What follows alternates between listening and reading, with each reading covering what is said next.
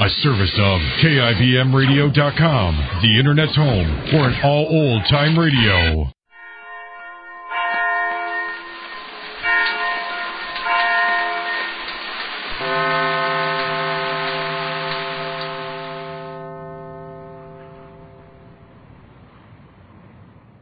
Ladies and gentlemen, the Granite Furniture Company, with stores in Sugar House, Murray, and Provo, presents The Hall of Fantasy.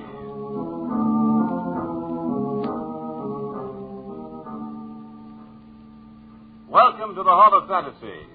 Welcome to the series of radio dramas dedicated to the supernatural, the unusual, and the unknown. Come with me, my friends. We shall descend to the world of the unknown and forbidden, down to the depths where the veil of time is lifted, and the supernatural reigns as king.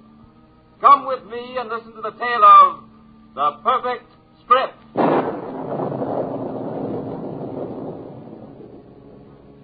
the Granite Furniture Company brings you the Hall of Fantasy.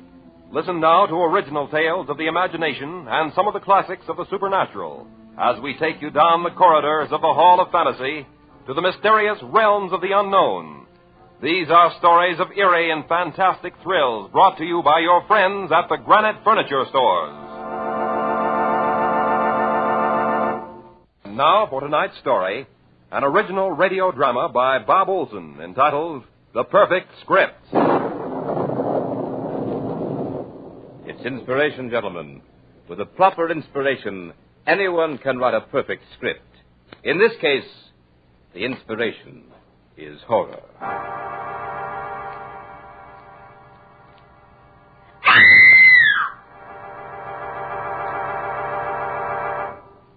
You have just listened to another in a series of dramas entitled The Perfect Script, a real-as-life story of horror produced by John Marchant. Be sure to listen again next week for another premiere of another Perfect Script.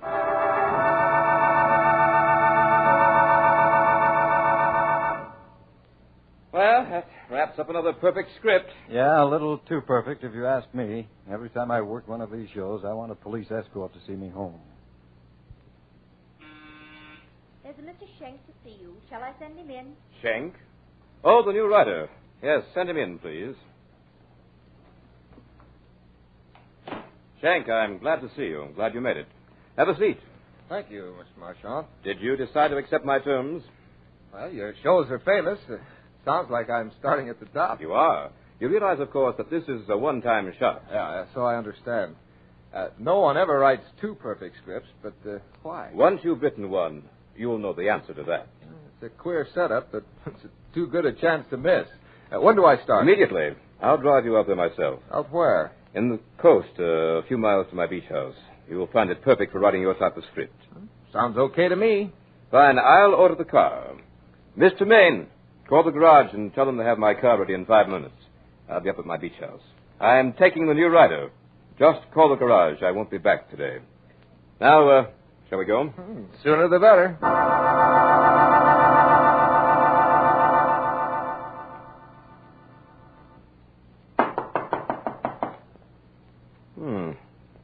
Trudy must have taken a walk.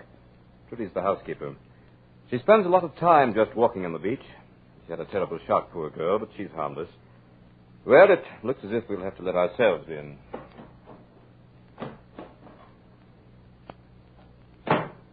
Trudy? Trudy, are you here? Here I am, Mr. Marchant. I knocked. Where were you? I was asleep. Well, no matter. This is Mr. Schenk. He'll be with us for a little while. I thought you were taking one of your walks at first. Tonight? She's looking for her husband, Pete.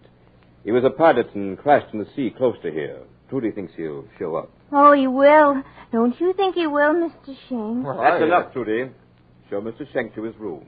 Same room the others have. Of course. Now hurry. Mr. Schenk probably wants to clean up a bit. He's going to start writing, so take some cold milk and sandwiches to him. Or would you rather have coffee? No, milk would be fine. Show him where to find the writing materials, too. He has a big night ahead of him.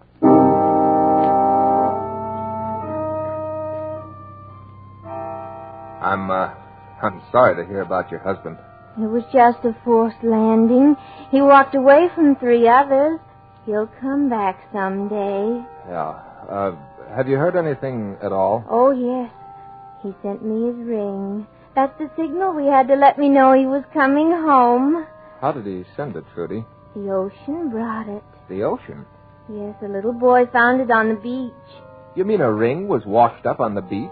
Some poor man was washed ashore. He had it on his hand. Probably a friend of Jack's. Many flyers were killed during the war, you know. Yeah, I know. So, this flyer was washed ashore. Didn't they identify him? No, he was in the sea too long. Well, did you see the body? They wouldn't let me. They said it was too horrible. Yeah, I can well imagine. This is your room, Mr. Schenk. They all use this room. Who all used it? All the writers of Mr. Marchant's scripts. Well, it's a very nice room. Nice view of the ocean from here. Yeah, I think I'll throw open this window and get some fresh air. Here's the clean linen, typewriter and paper, and here's a pitcher of milk. Ah, thanks. Yep, this is sure a fine place to do a bit of writing. Mr. Schenk. Yeah, Trudy? I'm sorry you came here. Really? Well, I'm sorry if you don't like me, Trudy. I do like you. That's why I'm sorry you came.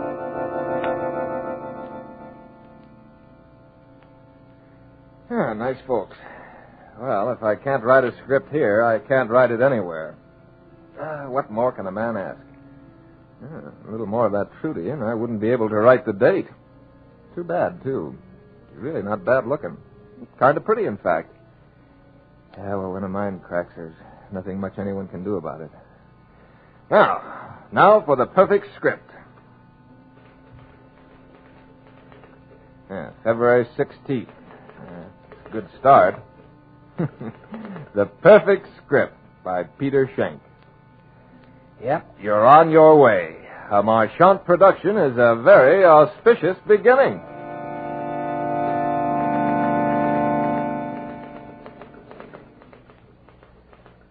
First inkling I had of any plot was when the deluded housekeeper told me that she wished I hadn't come. What has happened to the writers of the other perfect scripts, I wonder? If I had any sense, I'd scram out of here.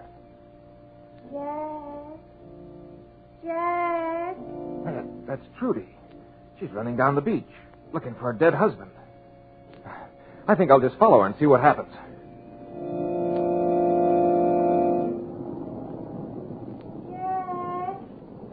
Jack. Trudy! Jack. No, Trudy, it isn't Jack. It isn't Jack. Sorry, Trudy. But he will come someday, won't he? Yeah, he will. Yeah, let's sit down a bit. This running in the sand is very tiring. Jack isn't dead, is he? Certainly not in your thoughts, Trudy. Well, you watch the sea a lot, don't you? I must watch the sea. I wouldn't want to miss Yeah, him. I know. I spend a lot of time watching the sea myself. Mighty indifferent, the sea. Well, Trudy, shall we start back? Jack won't come tonight. Maybe tomorrow night. Yeah, maybe the sea will give him to you tomorrow. You think so? Do you think he'll come back tomorrow? Tell me he'll come back tomorrow. Johnny said he'd never come back. Johnny lied, didn't he? Johnny? Who's Johnny? He's... Oh, here you are. Are you ready to get started on that script? Oh, Sean, where did you come from? I say, shall we get started on that script? Yeah, as a matter of fact, I've already started. Hey, what was that? What was what? I saw the shadow of a man diving behind that sand dune. George. Trudy, be quiet. Trudy always imagines she sees things at night. I think you're having the same trouble, Schenk. That was just the moon shifting a new shadow across the sand. There's nobody around here closer than 5 miles. No, it was a man. It was a shadow, Schenk, nothing but a shadow. Yeah, okay, shadow. Mr. Marchant, I don't think Trudy was very happy to see me come out here. Why do you say that? Well, she told me she wished I hadn't come. What do you mean by that? Mean? How do I know what she meant? Trudy's always afraid someone's going to take her away from here before she finds her husband. Pay no attention to it. There's George again. Oh, you hurt me. I think we'd better get back to that script, Schenk. Are you ready? You know, on second thought, Mr. Marchand, maybe I can't cut it. Maybe I better try some other show at first till I get good enough for the perfect script show. Nonsense. You'll never be any more ready than you are right now. Yeah, I know, but... The script, Mr. Schenk, will be perfect. And you will write it.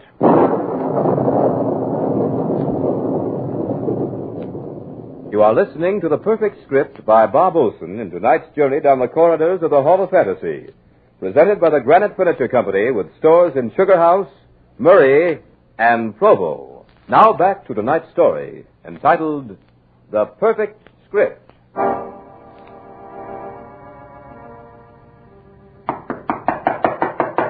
Come in. Now, for that script. Yeah, better get started, huh? I thought you told me you'd already started it. Well, not perfect enough. I tore it up. You shouldn't have done that. I wanted to see it. Maybe I could have offered you some suggestions. No, it wasn't any good. Just a false start. I see. By the way, I noticed you were taking in the view from your window. Yeah, I was fascinated by the way the moonlight topped those whitecaps. Very pretty. I should think you'd have gotten enough of watching the ocean in 29 months. Just a habit, Mr. Marchand, just a habit. Tell me, what else did you see? See? Nothing. You lie. I do. Never mind. It's of no consequence now. Let's get busy with that script. Before we do, Mr. Marchand, I have a question to ask you. Well, what is it? Whatever happened to your other writers? Why do you ask that? Well, frankly, I've been thinking of my future. Very practical, Schenk. And what did happen to them? I found a place for them. A place? What sort of a place? A very satisfactory place, Mr. Schenk. And you intend to find such a place for me? Indeed I do. Fear not, my young friend. You shall have just such a place.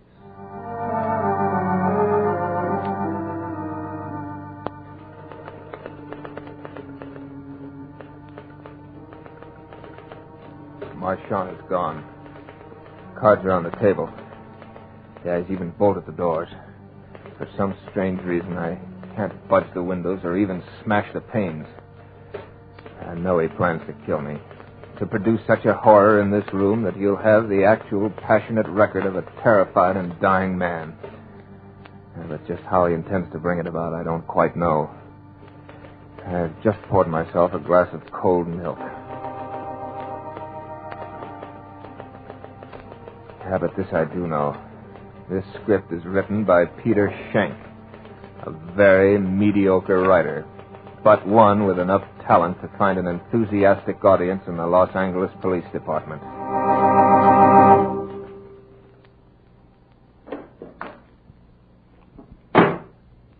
Now, Mr. Schenk, you will begin your script in earnest. And you seem to be collaborating in earnest. What's that in your hand, an Army 45? I am not a ballistics expert, Mr. Schenk. I must confess my ignorance. All I know about this weapon is that it's very deadly. Yeah, it's an Army 45. Very deadly piece of merchandise. You find something amusing? Yeah, I was just thinking, Mr. Marchand, what a dirty trick it'd be if I should let you kill me and make you write your own perfect script. Oh, I don't intend to kill you, Mr. Schenk. You don't? Then why the gun? This gun will keep you here until I'm through with you. I've no fear of anything I can live through, Mr. Marchand. Death is sometimes preferable. I have enough skill with this Army 45, as you call it, to make any movement on your part an extremely painful one. From there on, I have someone who might inspire the fear you spoke of. You mean our shifting shadow, George? Exactly. George has a cozy little apartment below ground. I hope he doesn't disturb you. Oh, so George is the inspiration for the horror you spoke of. Mm-hmm. George is very helpful. You know, Marchand, you strike me as being rather stupid. I'm sorry you think so. Yeah, you want a script written, a perfect script. You engage me to write that script in the face of a torture and death from which you give me no chance to escape. You know, you ought to put a bonus on this thing. Give me a little incentive. That will not be necessary. I'm quite certain that in approximately 5 minutes you'll need no incentive. 5 minutes? What's that got to do with it? You were observed pouring and drinking a glass of milk a few minutes ago. True? Yeah, I guess that's right. Wait, you mean that you... Poison? No, Mr. Schenk. Just a little potion to deaden the willpower. In exactly 4.5 minutes, you will act only on the power of suggestion. Does that strike you as stupid, Mr. Schenk? You're lying. Wait and see, or have you something better to do? I have, you filthy maniac. Why, in 2 minutes I could kill you. Yes, and by heaven I intend... Stand back! You wouldn't get 2 feet. This is no cat gun. Go ahead. As long as you're alive, you have a chance. Go ahead, commit suicide. See how much good it does. Now, you're lying, I tell you. Besides, I didn't have any of that milk. Now, Shank, you know differently. Just relax. This isn't so bad. You'll even get a thrill out of it. Believe me, don't fight it. You only hurt yourself when you do. I hope you... you're the craziest of the lot, Marchand.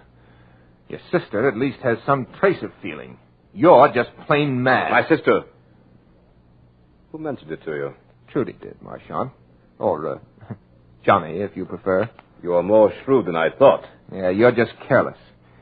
You depend too much on the discretion of the insane. They prattle without thinking, Marchand. It doesn't matter. Think me insane if you like. Maybe I am. You'd be, too, if you had to hide someone like George from the world. But it doesn't matter. As for Trudy, she's mad from heartbreak and shock. She could have been saved if... Yeah, if you'd let her. Yeah, but it serves your plans better if she isn't too bright. She's bright enough. She likes milk, too. You don't mean to tell me that you deliberately keep her doped No, out? she's insane, all right. But every once in a while, I can't depend on it. You hold a person's life at little value, don't you? She's the only one who can handle George.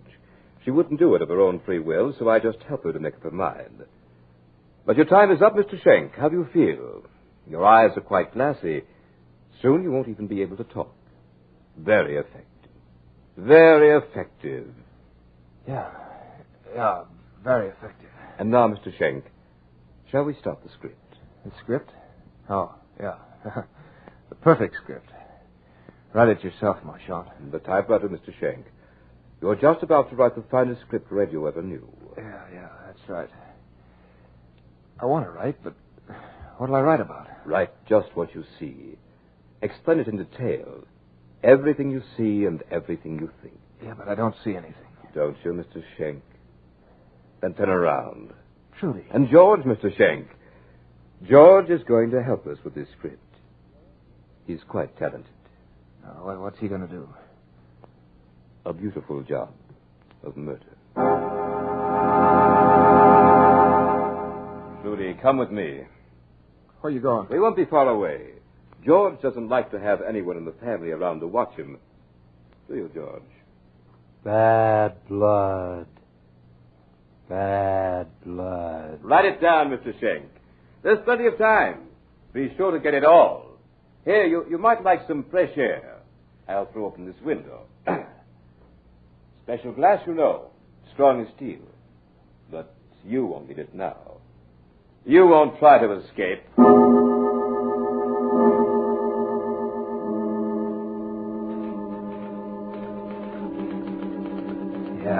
Yeah, I'm in the room with this monster.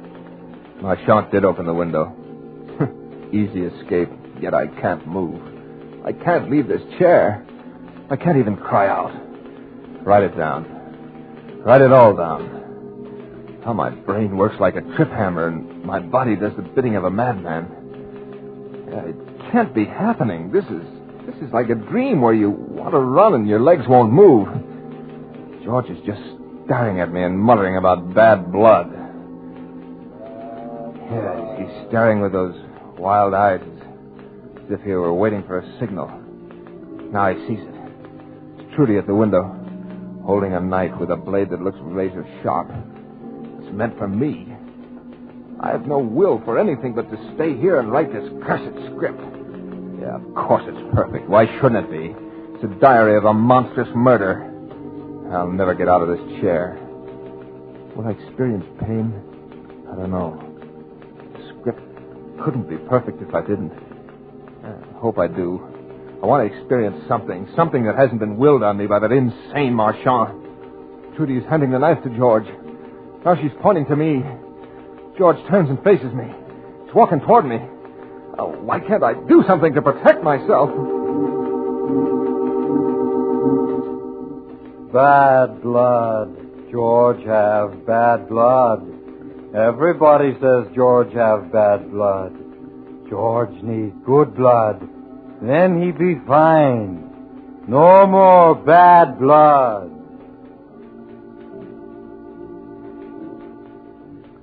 Trudy's climbing in the window. There are tears in her eyes. She's watching George. Trudy feels just as I do. Her mind's working, but can't do anything about it. I don't know what it is that Marchant's given us, but it's really hypnotic. George, get good blood now. George need good blood. George need lots of good blood. Then he all right. Then George like everybody else and walk in the sunshine and swim in the ocean just like everybody. And people say to George, "Hello, George. How you today?"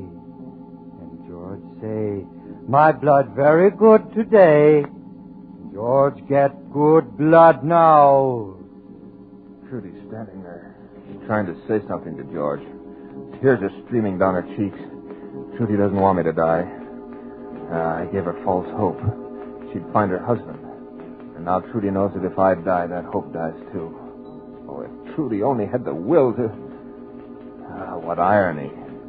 The only person in this room with any power over his body is George. And he has no mind with which to control it. There's Marchant at the window. He looks horrified. Something going wrong with his plan? Trudy! Trudy, get out of there! You know what George is when any of us watch him. Get out of there before it's too late! George heard Marchant. Turning around, sees Trudy watching him, sees the tears. His face lights up with anger. He grabs Trudy by the wrist, slashes at her with a knife. Oh, please, please give me the strength to move. Give me the power to get out of this chair. Marchant's standing there. No, he's leaping through the window. I think he's going to try to fight with George. He's rushing at the monster. George brushes him off. As he does, the sharp blade of the knife opens a deep wound in the side of Marchant's neck. Ow! Judy's lying on the floor.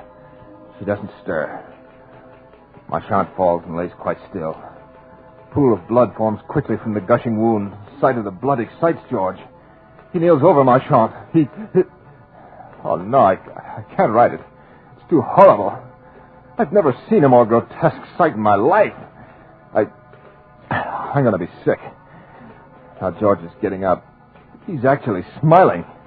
He sees Trudy on the floor, and he stoops to pick her up in his powerful arms. Strokes her hair, just as he did on the beach. His hands leave rich red stains on her face and hair. Now he's setting Trudy down tenderly. He turns towards me. Now George got good blood. George got Johnny blood. Johnny blood, good blood. Now George like everybody else. George blood very good today. I tried to say something, but didn't have the power. Perhaps that's what saved my life this time. George had forgotten about me in his exhilaration over getting Marchant's good blood. Yeah, Trudy's dead. No doubt about that. The knife had slashed her from just above the ear to the corner of her mouth. Trudy's dead. I can't help but think that now she'd find Jack at last. Sea isn't so indifferent after all. Oh, this night is interminable. The script soon will be finished. But Marchant will never produce it. Yeah. I had written it well. Couldn't help myself. Had to do it. Be Marchant's final triumph. The worst of all is the quiet description of this room after George had gone, telling about the two bodies. They're going cold. My great fear is that George will come back before this potion wears off. I sat staring at the window, now letting in a chill breeze. I just about convinced myself that George wouldn't be back when... There he was! The thing I feared was happening. George did remember at last, but Trudy had told him to kill me, and I am still powerless to help myself. This was the story that Marchant had designed for the script. Now he's about to get it. Get it too late to bring him any more of his precious fame. George do bad things. George forget, Trudy. George forget. George do bad things. Once more, I tried to move but couldn't. All I can do is write. I'd at least leave a record. this thing, so that all the world would know what a half hour of a perfect script had cost the lives of so many people. George is standing over me now. He's raising his arm. The knife blade catches a glint of light, and my eyes are blinded momentarily by the brilliance. George shifts his weight a little to plunge the knife.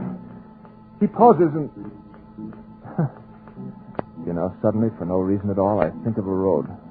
A road that I walked along in Arizona just a week ago. Free, happy, glad to be alive. And then...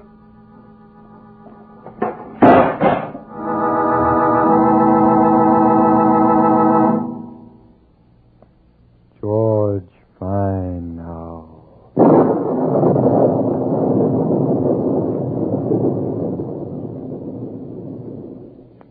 So runs the tale of The Perfect Script. But remember to join us next week at the same time for another journey down the corridors of the Hall of Fantasy to hear the tale of the Cask of Amontillado.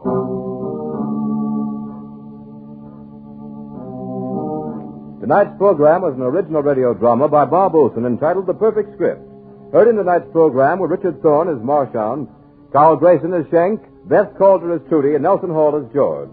Musical background was provided by Earl Donaldson. The technical supervisor was Nephi Sorensen. These programs are produced and directed by Richard Thorne. Remember, be with us again next Sunday night on call at 8:30 p.m. when the Granite Furniture Stores in Sugar House, Murray, and Provo will take you on another journey down the corridors of the Hall of Fantasy to hear the tale of the Cask of Amontillado.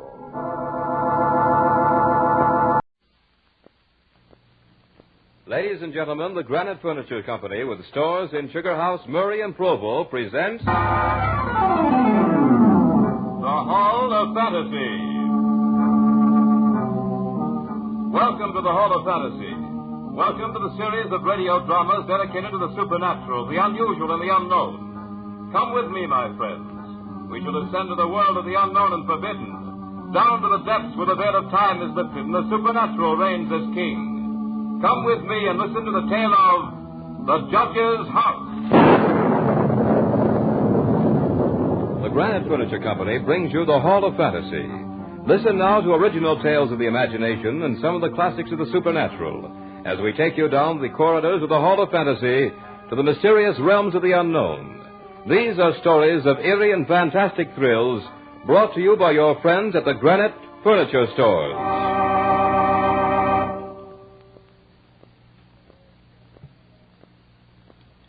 And now for tonight's story, a radio adaptation by Bob Olson of Bram Stoker's story entitled The Judge's House. Justice. Peace. How can we be certain of either when hatred burns unchecked, even beyond the grave? I am Malcolm Lane. This is my story. I want to tell it to you while there is still time. I watched them carry the parcels into the judge's house. Mrs. Whittam, whom I had engaged as my housekeeper for the next 3 months, was directing the activity. She was an amusing little character. I had to promise that she wouldn't have to stay in the house after it began to get dark. The upholsterer's man was coming up the pathway with a cart and a new bed. Mrs. Whittam had insisted on this one new piece of furniture because, as she put it... A bed that just hasn't been aired for 50 years is not fit for young bodies to lie on. And she was right, of course.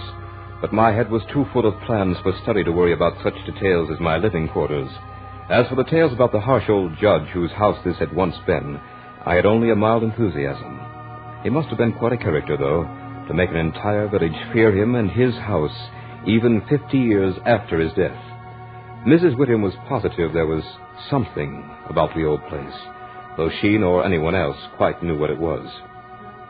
The consensus of opinion, however, was that they would not take all the money in Grinwater's bank to spend an hour here alone. But Mrs. Whittam startled me with a very rational statement. The place is full of rats, and rats is bogies, just the same as bogies is rats. That explanation suited me very well, for as I said once before, my head was full of plans to study. Examinations were coming up soon, and I had paid 3 months' rent on this old house, so that I would be assured of peace and quiet while I prepared for them.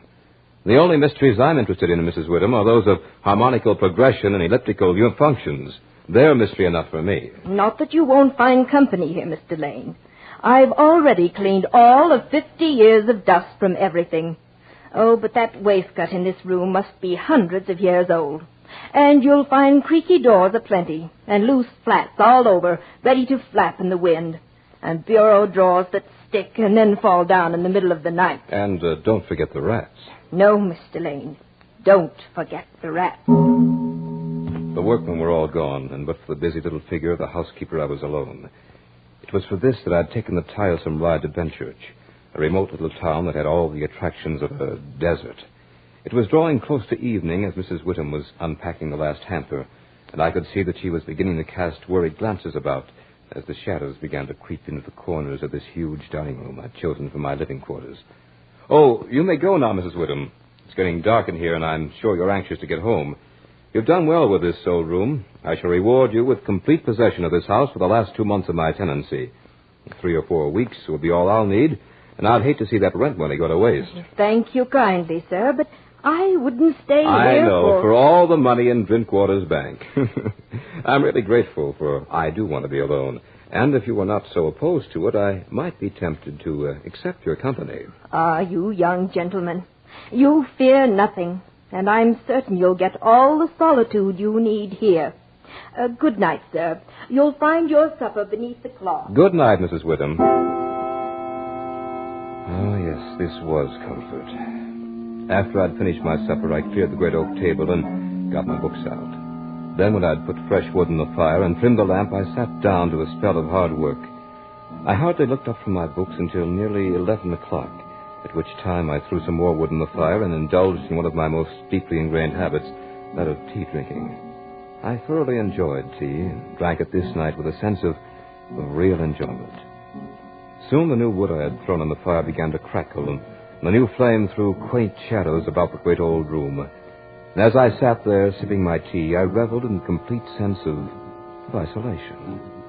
Then, for the first time, I noticed the noise of the rats. Strange, I hadn't heard them before. Maybe they're just getting used to me. But they're bold enough now. How busy they were. What strange noises they made. Up and down the old wainscot they went, and over the ceiling and over the floor, racing and gnawing and scratching. There were so many of them that I'd have sworn that if they set their strength to it, they could have carried the house away. I had a smile when I recalled the words of Mrs. Whittam. Rats is bogies, and bogies is rats. The stimulation of the tea gave me a sense of security, and I grabbed the lamp to take a good look around the room. Strange why such a beautiful old place should have been so neglected for all this time. The carving in the oak panels of the wainscot was fine indeed, and that around the doors and windows was of rare merit. I saw some old pictures on the wall next to the fireplace, but they were coated so thick with dust that I couldn't distinguish any of their details, even though I did hold the lamp high above my head. Now and then I would get a quick start as the light fell upon the old walls and disclosed the glittering eyes of a rat as he would stick his face out of a hole or a crack. In an instant, it would disappear with a squeak and a scamper. Another object that struck me as odd was the rope of a great alarm bell that hung in the corner of the room on the right-hand side of the fireplace. After my inspection tour, I sat in a high-backed chair that was near the fireplace and sipped from another cup of tea. For a while, I thought the noise of the rats would drive me to distraction, but that eased off and I became accustomed to it, the same as a person gets used to the roar of water when he camps beside a stream. Soon I was so engrossed in a mathematical problem that I forgot everything else in the world. But since the solution to the problem came stubbornly, I looked up and was surprised to see that the fire had fallen to a dull red glow. There was a sudden quiet, the strange hush that comes in the hour before dawn. I became aware for the first time that the noise of the rats had ceased. When it had happened, I couldn't remember. But something instinctive told me that it had been in the last few moments, and that it had been sudden. I looked up, and what I saw was a most amazing thing. For there on the high-backed chair sat an enormous rat, staring at me through deadly, malignant eyes. I tried to frighten it away, but it didn't stir. I made a motion as if to throw something at it. It only bared its teeth angrily, and its cruel eyes shone all the more bright. I'd grabbed the poker from the hearth and was going to kill the creature. But before I could reach it, that enormous rat jumped to the floor, and with a squeak that sounded like a consummate hit of the whole world, scampered up the rope of the alarm bell and disappeared in the darkness. Then, as if by a signal, the noise of the other rat started all over again. By this time, I gave up working my problem and bartered it for some much-needed sleep. It was Mrs. Whittam who woke me as she came in to make up the room. You're much paler this morning, Mr. Lane. I am? You shouldn't stay up so late with your work. It isn't good for you. But tell me, how did you spend the night? I was certainly glad to see you. Alive? Oh, yes, that was quite all right, Mrs. Whittam. The something didn't worry me too much. But the rats certainly held themselves a camp meeting. There was one that sat up in that chair by the fireplace and wouldn't go away until I chased him with a poker. It was the biggest old devil I've ever seen. Old devil? Maybe it was the old devil. I only meant Never that... you mind, sir. Many a true word is spoken in jest. Well, pardon me, Mrs. Whittam. I didn't mean to be rude. But the thought of the old devil himself sitting in that chair last night struck me as being rather funny. And it's a good thing you can laugh. But all the same, if I were to spend the night here tonight, oh, heaven forbid, I'd make sure I was ready for him. That night, the rats put on an earlier show, for their scamperings began almost as soon as I'd finished with my supper. The cursed creatures seemed to get on my nerves, and I sat there and puffed at my pipe. Well, they squealed and scratched and gnawed. They seemed to grow bolder by the minute. By now they were coming to the chinks and cracks in the wall until their eyes shone like miniature lamps when the firelight struck them. They'd even make bold sallies under the floor, and I'd have to frighten them away by pounding on the table with my fist. That was how I passed the early part of that night. Despite it, I became more and more engrossed in my studies. And then, a strange sensation coursed through me. For there it was again. Instinctively, I grabbed the handiest object I could find, a book, and flung it at the baleful little beast. But the book was too hastily aimed, and the huge rat didn't stir. So once again, I went into the poker routine. And once again, it put up the rope of the alarm bell. I tried to follow its flight more closely this time, but before I could see where it went, it had been swallowed up in the shadows. And just as it had happened last night, as soon as the big rat had gone, the others resumed their activity. I looked at my watch and found that it was very close to midnight. I had built up the fire and brewed myself a pot of tea. I tried to get back to my work, but I suddenly became curious to know where the rat had disappeared to. For I was certain that tomorrow I would most likely get myself a rat trap. I gathered all my books about me and put them in a handy position for throwing. Then I took the rope of the alarm bell and placed the end of it upon the table underneath the lamp, where there would be plenty of light on it. As I picked up the rope, I was amazed how pliable and strong it was. Ideal, I thought, for hanging a man. Soon my preparations were complete. Now, this time, my friend, I intend to learn more about you. Once again, I was hard at my work, and the noise of the rats was forgotten. But just as suddenly as before, I was aroused by that same sense of startling silence. I was conscious of a slight movement in the rope at my elbow. Without stirring, I checked to see if my pile of books was at easy reach. It was. I cast my glance up the rope just in time to see the huge rat drop from it to the back of the high oak chair. I grabbed a book and hurled it. With amazing agility, the rat sprang aside and dodged it. I threw a second and a third, but each time it managed to dodge my battery. It was almost funny, almost. Finally, when I was down to the last book, I took careful aim, and as I did this, the rat squeaked and seemed afraid. I let the book fly. It struck the rat with a resounding thud. It gave out a shrill, terrified shriek, and running up the back of the chair, made a desperate leap, and with the speed of a bolt of lightning ran up the bell rope. The lamp rocked with a strain, but it didn't topple. Then I saw the rat leap to a molding and disappear through the hole in one of the big pictures that hung on the wall. I made a mental note of the exact spot. Third picture from the fireplace, huh? I'll remember that and have Mrs. Whittam scrub it clean the first thing tomorrow morning.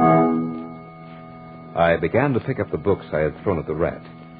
As I did so, I took a good look at their titles. Conic sections.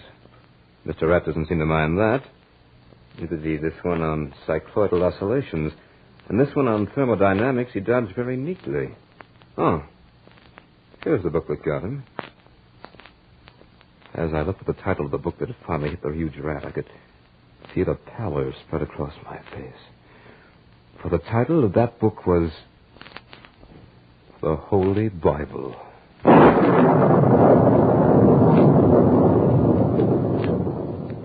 You are listening to The Judge's House by Bram Stoker in tonight's journey down the corridors of the Hall of Fantasy, brought to you by your friends at the Granite Furniture Company with stores in Sugar House, Murray, and Provo.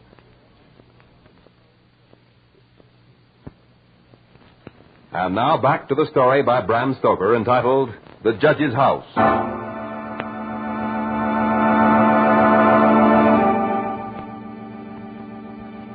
Mr. Lane, this is Dr. Thornhill. Dr. Thornhill, are you ill, Mrs. Whittam? Your pardon, Mr. Lane, but Mrs. Whittam wanted me to come up here and have a talk with you. A talk? Well, in that case, let me prepare some tea for you. Oh, please don't. That's one of the things I came to talk to you about. Mrs. Whittam thinks you drink more strong tea than is good for you. She tells me also that you put in quite long hours at your studies. Mrs. Whittam, I engaged you as a housekeeper, not as a guardian. Oh, please, Mr. Lane, I didn't As a matter of fact, Lane, she didn't mean to have me talk to you at all. That was my idea. I see. Well, now that you're here, what do you want me to do? Leave this house. Well, even if I could see the reason for it, I doubt if I would. But as for the tea and late hours, I might be able to give them up. Would it make you feel any better, Mrs. Whittam, if I promised not to study after 1 o'clock tonight? Yes, if you promise. Then I promise. I advise you, not as a total stranger to your problem, Mr. Lane. I was a student once myself, you know. Of course. Shall we shake on it, Doctor? Fine. Now, if you will, I wish you'd tell me what you've noticed in this house. Well, it's just as I've told Mrs. Whittam. I'd be working late, and I'd suddenly... And when I looked to see which book it was that had struck the rat, the devil, as Mrs. Whittam calls it, I was amazed to find that it was the Holy Bible. There now. Please, Mrs. Whittam, you're not hurt. Now, Mr. Lane, you say the rat always went up the rope of that alarm bell? Always. I suppose you know what that rope is?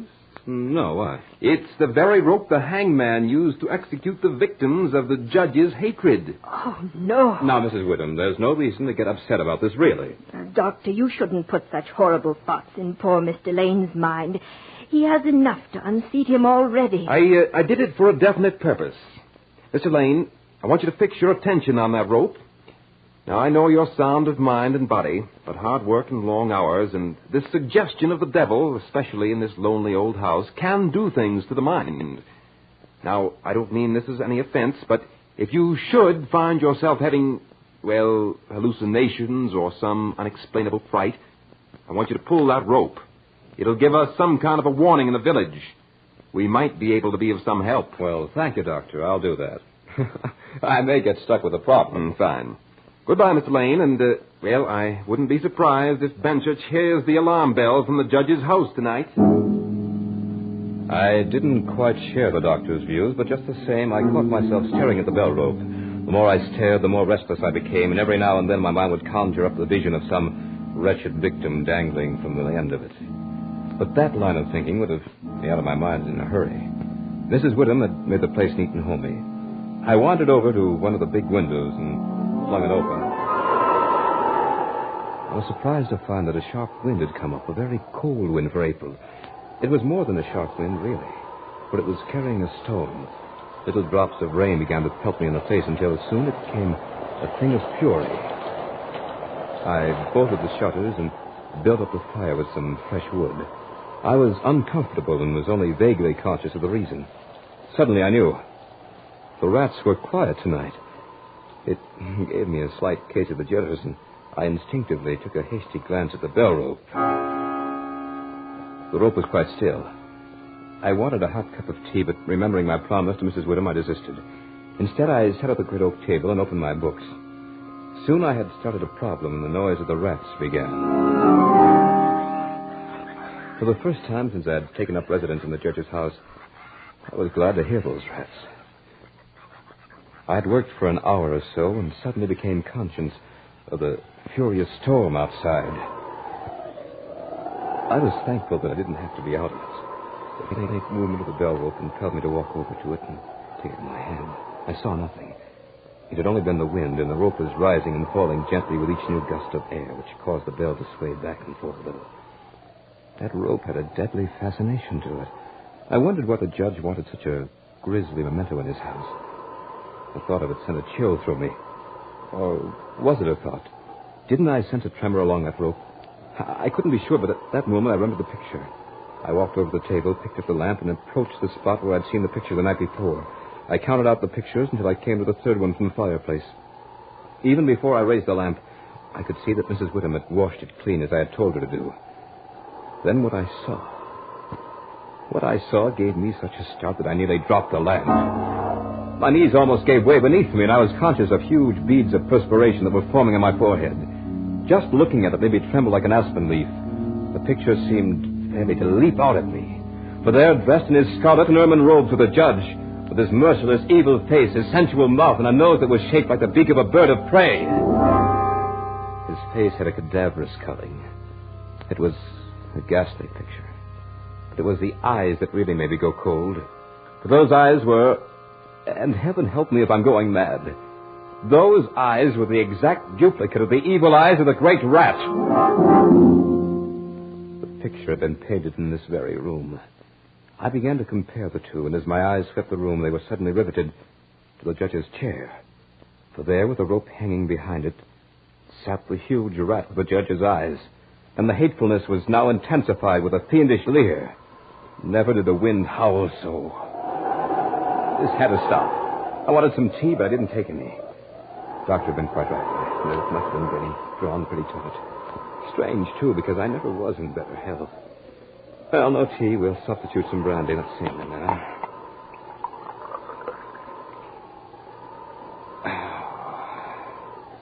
I had a stiff glass of the brandy and went back to work. The rats were at it again, and I was glad to hear them, for they had become a sort of symbol of normalcy. The storm raised such a fury that I was unaware of anything else. But once, during a sharp, silent lull, I heard another sound, a faint squeaking noise. I listened for it again and soon detected it. It was coming from the corner of the room where the bell rope hung. At first I thought it was just the motion of the rope in the storm, but I looked up and saw something in the dim light that made me all the more positive that I was going mad. For there was the great rat, clinging to the rope and gnawing at it. I could see the lighter coloring where the bare strands were exposed. Just then the rat finished the job, and the rope fell to the floor with a thud. For a moment, the huge rat just hung there like a tassel. It was then that I realized what had happened. My only contact with the village was now gone. I don't know why, but I rushed to the lamp on the table, snatched off the shade, and ran over to the picture of the judge. A chill of horror went through me. But I think I must have expected what I saw. It seemed more like a confirmation than a shock. For there in the center of the picture was a great patch of brown canvas, as clean and as fresh as the day it had been drawn over the frame. And where the portrait of the judge himself had been, there was nothing. I heard a sound behind me. When I turned around, I really got the palsy. I suddenly became incapable of movement. I could hardly think. I had been prepared to see most anything, but what was there? For there in the judge's high-backed chair, with his black cap in his hand, his ermine robes fixed about him with a smile of triumph twisting his cruel mouth, was the judge himself. As the clock struck the hour, it seemed to beat the blood right out of my heart. At the 12th stroke, the judge placed the black cap on his head and walked deliberately over to the place where the piece of bell rope lay in a heap on the floor. He picked it up and drew it through his hands as one would a valuable fur pelt. Then he began to knot one end, fashioning it into a noose. He tightened it and tested it with his foot. All this time he never took his horribly cruel eyes from my face. I began to feel trapped. For some reason I could barely move. I could only watch as he started to move along the table toward me. And then with a quick movement he threw the noose at me, as if to ensnare me in it. It missed. He raised it again, never once taking those hateful eyes from my face. Once more the noose came, flying toward me. Once more, with some last ounce of strength, I dodged it. The room seemed flooded with light. The lamp had suddenly flared up high. I looked about the room and was astonished to see the shiny little eyes of the rats as they peered out the cracks and chinks in the wall. I looked up at the bell rope, my lost and last hope of warning the village. It was covered with the little fellows. Funny thing, but those rats were the only thing that gave me even the slightest sense of comfort. For as the rats clambered along the bell rope, the bell itself began to sway, and I heard a tiny sound, yes, very tiny, as the clamper touched the bell itself. It was only a whisper of a sound, but it would grow louder in time. Or would it? At this sound, the judge looked up, and a scowl of terrible anger came to his face. His eyes were like red-hot coals, and he stamped his foot so that the house seemed to shake. The rats kept running up and down the rope as if they were conscious that it was a race against time. Now the judge was approaching me with a noose in his hand. As he came closer, there seemed to be something paralyzing in his presence, and I stood as rigid as a corpse. Suddenly, I felt the judge's icy fingers against the skin of my throat. He was adjusting the rope about my neck. Then he picked me up and stood me on the high oak chair and put his hand on the swaying end of the bell rope. As he raised his hand, I was conscious of my little rat friends fleeing through the hole in the ceiling. They were my last hope. I stood there in the chair and couldn't move a muscle. Now that my last hope seemed gone, I wanted the judge to hurry and get it over with. Soon he'd tied the end of the rope just about my neck to the dangling end of the bell rope. Then he jumped down to the floor and looked at me with those eyes that hated me so. The smile of diabolical triumph seemed to wreathe him in horror. I began to wonder about hangings. I wondered how long it would take, whether the doctor in the village could possibly reach me in time. For I knew that I would soon be sounding the alarm bell. I even wondered what kind of a shadow I'd cast on the wall as I dangled from the end of the rope in this grotesque candlelight. But I didn't wonder for long, because suddenly the judge grabbed the chair on which I was standing with a sudden movement, jerked it out from under me.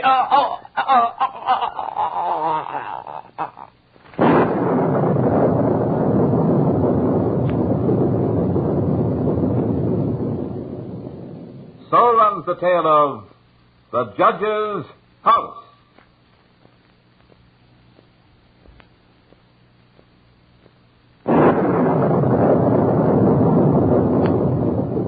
Remember to join us next week at the same time for another journey down the corridors of the Hall of Fantasy.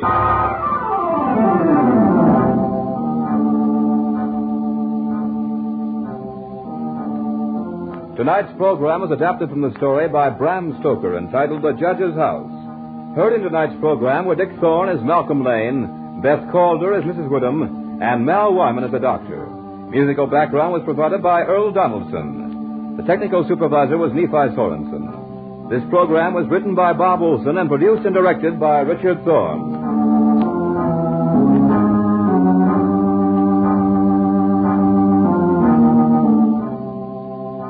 Remember, be with us again next Sunday night on call at 8:30 p.m. when the Granite Furniture Stores in Sugar House, Murray, and Provo will take you on another journey down the corridors of the Hall of Fantasy.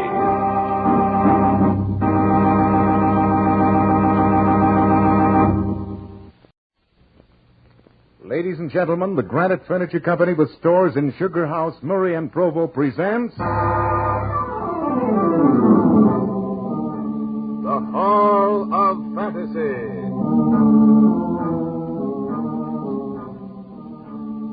Welcome to the Hall of Fantasy. Welcome to the series of radio dramas dedicated to the supernatural, the unusual, and the unknown.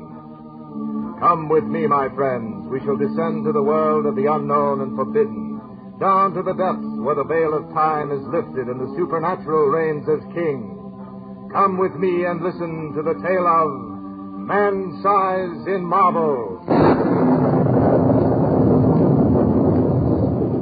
The Granite Furniture Company brings you the Hall of Fantasy.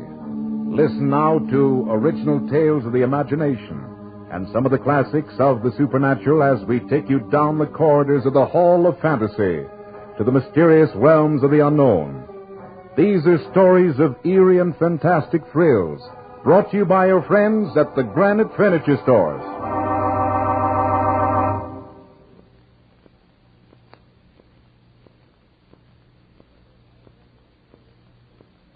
And now for tonight's story, a radio adaptation by Bob Olson of E. Nesbitt's story, Man-Size in Marble.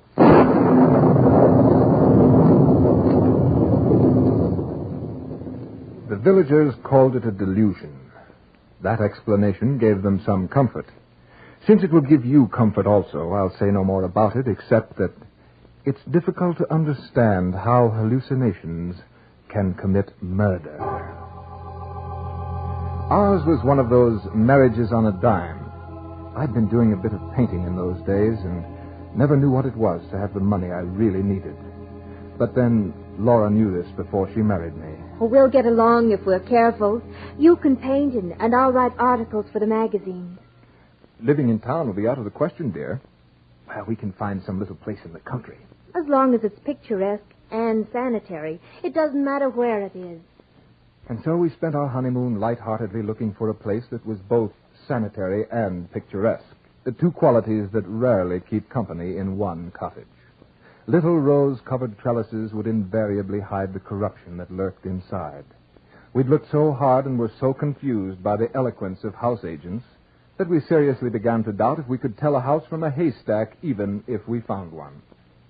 But when we came out to the little village of Brenzett and thence 2 miles out to see the famous little church, our search was ended. For there, just 2 fields away, was the cottage.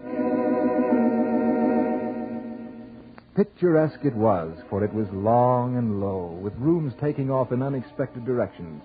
2 of the rooms were of ancient stonework, now covered with moss and ivy. It was all that remained of a huge manor that had stood here years ago. Around these rooms had risen the cottage as it stood this day quite by itself. Our nearest neighbor was a jolly Scotch doctor, McCarthy by name, whose cottage was a little distance down the lane. Our new home nestled cozily against a low hill and looked out across the marsh meadows to the sea. Yes, it was a pretty cottage. Though stripped of its roses and jasmine, it would no doubt have been hideous. The rent was absurdly cheap, and it seemed quite likely that between the 2 of us, we could keep the kettle simmering. We spent the rest of our honeymoon in second-hand shops, picking up odds and ends of oak and Chippendale until the cottage soon became very homey. Fully settled, we were so happy. And that day we looked from the latticed window onto the old-fashioned garden with its colorful splash of hollyhocks and lilies. Laura sat outlined against the window, I before my easel. What are you painting, Vance? You, my dear. Me? Well, why not this lovely countryside? First my wife, then the countryside. And what are you writing? A verse. About what? You.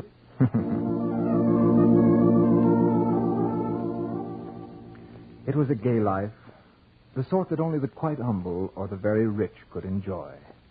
Our fortune was added to when we found Mrs. Dorman, a tall peasant woman with a good face and figure to keep house for us. Laura was delighted with her, for Mrs. Dorman was full of stories of the past, stories of the smugglers and highwaymen who dominated this part of England, cutting purses and throats with equal zest. Better still were her stories about the things that walked and the sights that one met of a starry night. They gave Laura a good deal of material for her articles. Old wives' tales, I called them. 3 months passed quickly. We hadn't had a single quarrel. That's why it startled me when on the return from a visit to Dr. McCarthy, Laura, who had always been so happy, rushed to my arms and buried her dark little head on my shoulder and wept. Laura, what is it? It's Mrs. Dorman. Well, what about Mrs. Dorman? She's leaving us. Leaving us? Well, what on earth for? She says that she must leave before the end of the month. She says that her niece is ill. But I don't believe her because, well, her niece has always been ill. She acted so queerly. Don't cry, Laura. You know, it's a terrible shock to see you cry. I might cry a bit myself just watching you. And you'd never respect me again. Oh, but it's serious. Those people in the village are so sheepy, and, well, if Mrs. Dorman leaves us without any explanation, no one will come and take her place. I just know it. Well, then we'll share the housework. But we'll have no time to earn what we need, and we've been doing so nicely now. We'll have to work all day and rest only when the kettle's boiling. Oh, you exaggerate, Laura. We'll have less time, but there'll still be time. However, when Mrs. Dorman comes back, I'll have a talk with her. We'll come to some sort of terms. Tell you what, let's take a walk up to the old church. The church was large and lonely, and we enjoyed the stroll in the moonlight. The path that went through a wood and along the crest of a little hill was called the Bier Path, for the dead had been carried along this path to be buried. The churchyard was enclosed by a low wall and ceilinged by several large elms whose branches stretched out as if in benediction over the dead. We entered the old church from a long, low porch and through a heavy oak door studded with iron. Inside, the arches rose up into the darkness. We strolled up to the chancel where the fine colored glass windows let in faint hues of filtered moonlight. It gave everything a substance of shadow, even the gray marble figures of the two knights who lay there in full plate armor with hands upheld in everlasting prayer.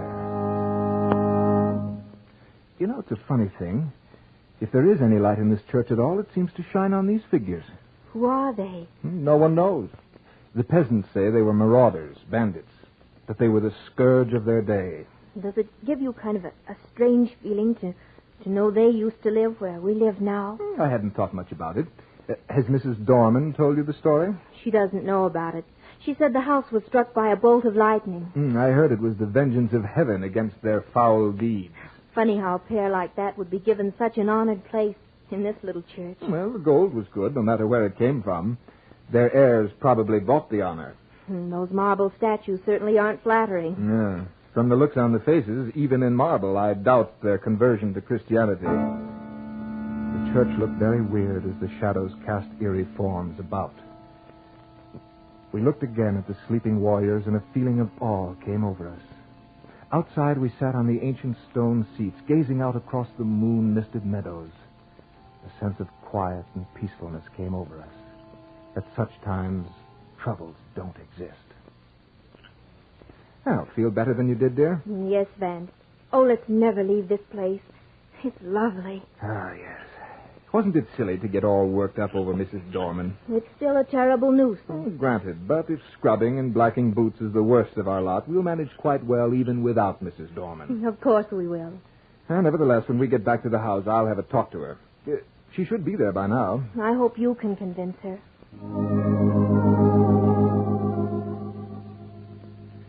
Mrs. Dorman, what's this I hear about your leaving? Well, I'd like to leave before the end of the month, sir. Well, aren't you happy here? Maybe you'd like a raise in your wages. It's not that, sir.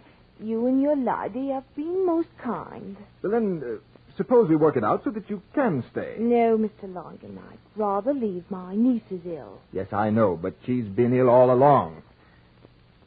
Would you consider staying on for another month? No, sir. I want to leave before Thursday. But this is Monday, woman. That's rather short notice. I'll tell you what. Stay on until next week. Maybe I can come back next week. But why must you go this week? Well, speak up. It's this house, sir. This house? Well, what about it? They say that strange deeds was done here in olden times. In olden times? Oh, but this is now. What deeds do you mean? Well, don't worry, Mrs. Dorman. I'm not going to laugh at you. Well, sir, have you seen them two shapes beside the altar in the church? You mean the effigies of the knights in armor? I mean them two bodies drawn out man-size in marble. A very graphic description, Mrs. Dorman, but what about the knights? In the village, they say that on All Saints' Eve, those bodies come to life. Those marble statues? They say that they rise up from their slabs and walks down the aisle in their marble. Then, when the church clock strikes 11, they come out into the night and walks over the grave. But how do you suppose When the night has been wet, there was the marks of their feet along the beer path. Well, where do they go? Back to their home. Their home? But their home was... in this house. Well, did anyone ever see this happen? I ain't saying. All I know is what I know. Who was living here last year? No one, sir. The lady who owned the house spent the summer here, but she always went up to London a good month before the night. And so you think you must go? Yes, sir. My niece is ill. Oh, your niece. Oh, very well, Mrs. Dorman. Go if you think you must. But don't say anything about this to Mrs. Langham. Must you go, Mrs. Dorman? Yes, ma'am. This is Thursday. I can't stay no longer. It's going to put quite a load on us. Don't try to do too much, Mrs. Langham. If there's anything I can do next week, well, I won't mind in the least. Thank you. Oh, but we'll try to manage. And whatever you do, lock the door early tomorrow night and mark the sign of the cross over it. What do you mean? That's Mrs. Dorman's little Halloween joke, dear. It's no joke. And if you ask me... Goodbye, Mrs. Dorman. Goodbye. And don't forget what I said. What did she mean, then? Nothing, dear. Mrs. Dorman is just a superstitious old biddy, that's all. I would have looked forward to Friday a much happier man if I could have believed what I had just told Laura. But Friday came, the day before All Saints' Eve, the day this story ends. In fact, the day that gave this story its horrible substance.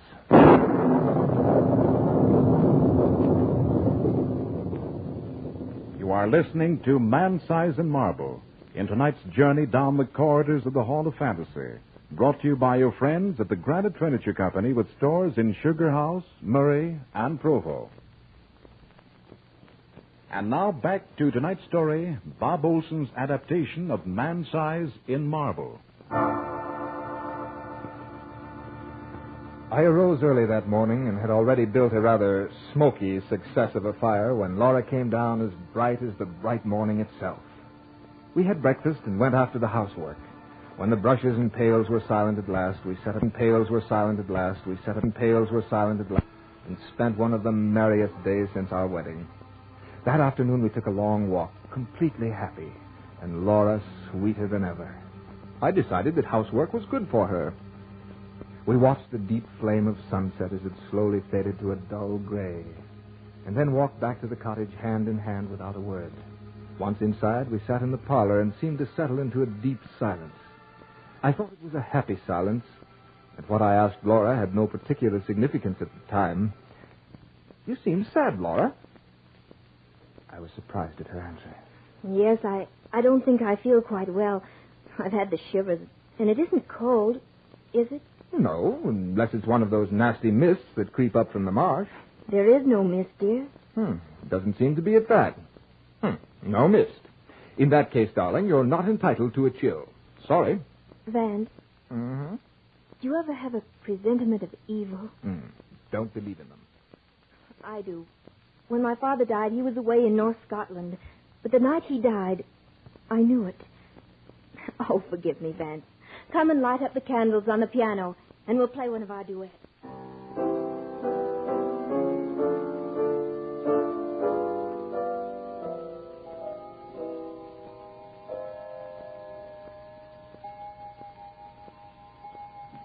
Hmm. 10 o'clock already. Light up your pipe if you like, Vance. I don't mind. I think I'll take it outside. May I come too? No, dear. You're much too tired.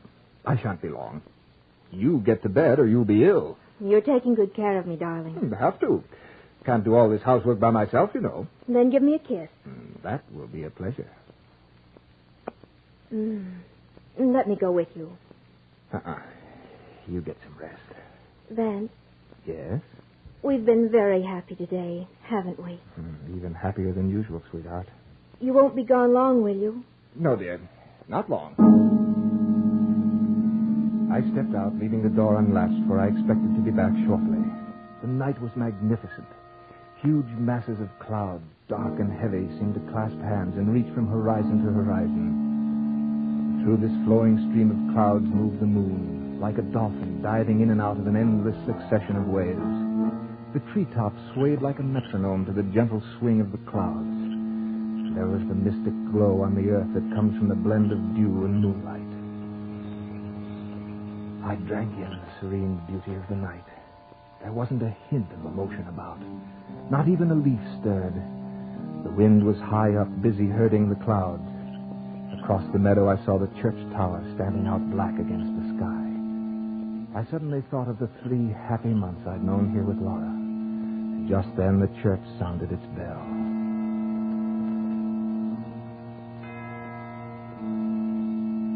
Hey, 11 o'clock. I should be getting back to the house. But first, I think I'll visit the church. I felt so happy and so very thankful. I wanted to take my gratitude to the old chapel that had heard the sorrows and the joys of its people for so many countless years.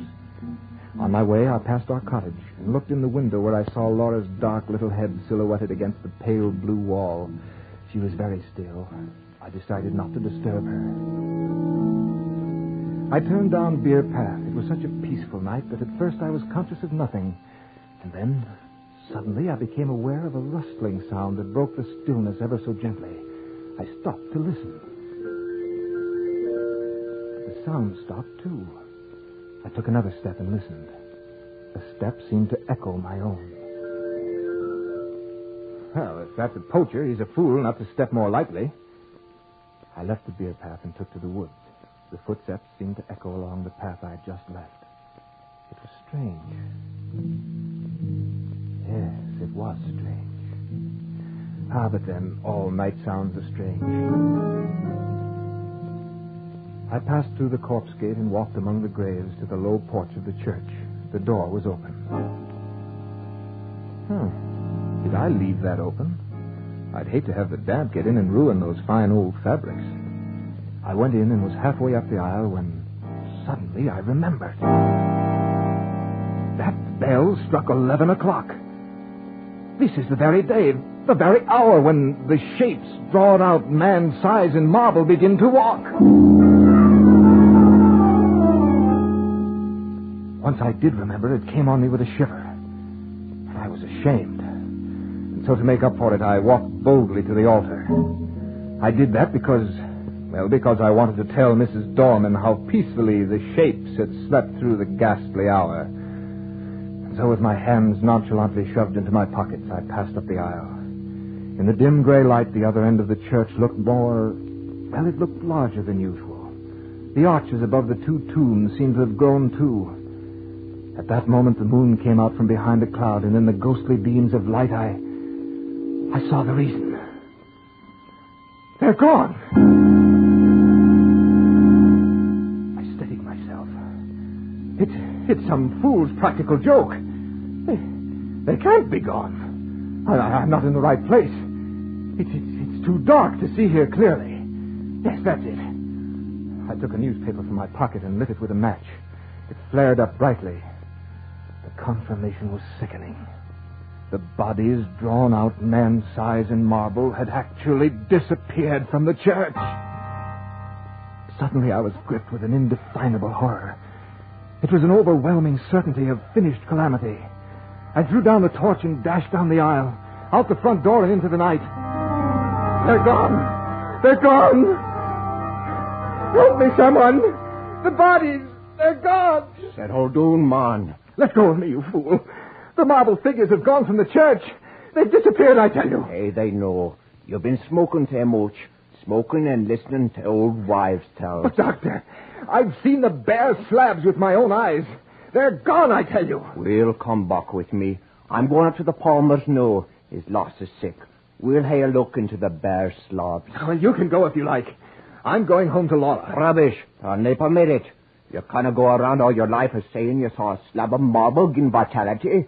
You can't do it, man. I'm not going back there. Then you want that you should be a coward? Coward? No, but... I coward. I can help you if you didn't go down with me. Oh, all right. Come on. No, here we are at the church. Come in with me. I'm coming.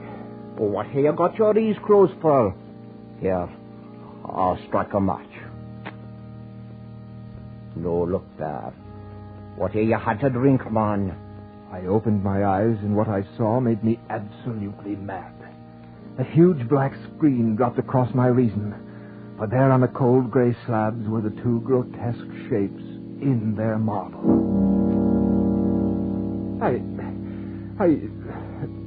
Dr. McCarthy, I simply don't know what to say. It must have been the light, or maybe I have been working too hard. Yes, I was sure they were gone. I'm quite aware of that. You'll have to do something about that brain of yours. But wait. Look at this hand. What's wrong with it, Doctor? It's been broken. There's a finger missing. Finger? But the last time I saw it, it was perfect. Someone may have tried to remove it. That can't be right. My impression was that they were gone. Completely disappeared. That was too much tobacco and painting. Perhaps. Well, come along, Dr. McCarthy. My wife will be getting anxious. I told her I wouldn't be gone long. Well, I should be going off to the Palmers. I'd appreciate it if you'd come on to the cottage with me and drink to my better senses. Or confusion to all ghosts or something. Well, it's pretty late, no. I had to see a lot of people tonight. I could go to the Palmers tomorrow. All right, I'll come with you. I believe I needed the sensible old doctor more than the Palmer girl did. You've had an illusion, man. Nothing more than an illusion. Yes, I fancy you're right about that, Doctor. Yeah, but it was a most amazing one. Dr. McCarthy then went into a dissertation on ghosts and apparitions as we walked on up to the cottage. When we reached the garden path, I was a little puzzled by the bright light that was streaming out the front door. Soon I saw that it was wide open. Had Laura gone for a walk? Well, come on in, Doctor. We'll find Laura and then pour ourselves a drop of whiskey. Good. The house was ablaze with candles. Laura had not only lit the wax ones, but there must have been a dozen other sputtering, glaring tallow dips stuck all over the room in odd little places. Laura, we have company. Oh, Laura! I wonder if she went out for a walk. Laura! Vance! Yes? Look. Where? Laura! There in the little recess of the window I saw her. What had she been doing there? Looking for me? But the doctor said it before I quite dared to. Someone's been in this room. Does Gina belong here? Who? Who? Laura didn't move. Her mouth was drawn and her eyes were wide open. Very wide. She looked as if she'd heard a footstep behind her and turned to meet... What? I passed my hands over her eyes. They saw nothing. What had they seen last? The doctor moved toward her, but I pushed him aside as if I were afraid of what he'd say. And then I took her in my arms. Laura, darling. I've got you now. You're safe. She's safe. She's dead. Oh, no. She fell into my arms like a limp, loose-jointed doll. I was slightly mad with this horrible sense of loss. But I knew she was dead. I knew it, and nothing mattered anymore. Laura was dead, and the world was dead. And I silently prayed that I might die. What's in her hand? I don't know. I don't care. Laura's dead. But the doctor pried open her fingers, and soon something fell out of that grim clutch and dropped to the floor. We looked at it, and then at each other. For what we saw was no hallucination. It seemed to fairly shriek its defiance to reason. For there on the floor was a gray marble finger.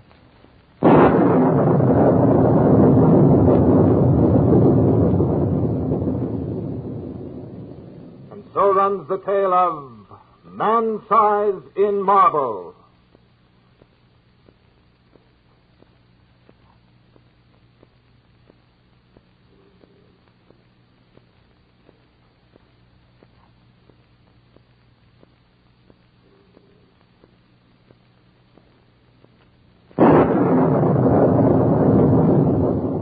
Remember to join us next week at the same time for another journey down the corridors of the Hall of Fantasy.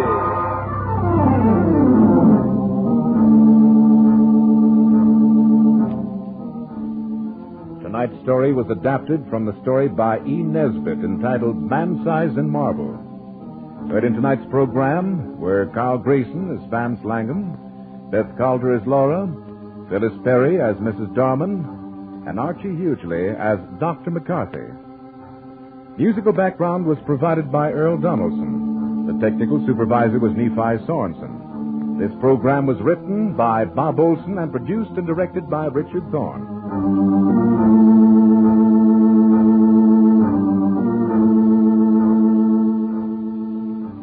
Remember, be with us again next Sunday night on call at 8:30 p.m. when the Granite Furniture Stores in Sugar House, Murray, and Provo will take you on another journey down the corridors of the Hall of Fantasy.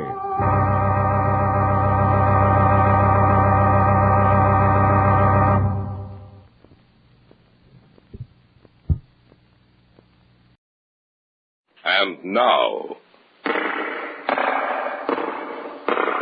the Hall of Fantasy. Welcome to the Hall of Fantasy. Welcome to the series of radio dramas dedicated to the supernatural, the unusual, and the unknown. Come with me, my friends. We shall descend to the world of the unknown and forbidden, down to the depths where the veil of time is lifted, and the supernatural reigns as king. Come with me and listen to the tale of the Castle of Lavoca.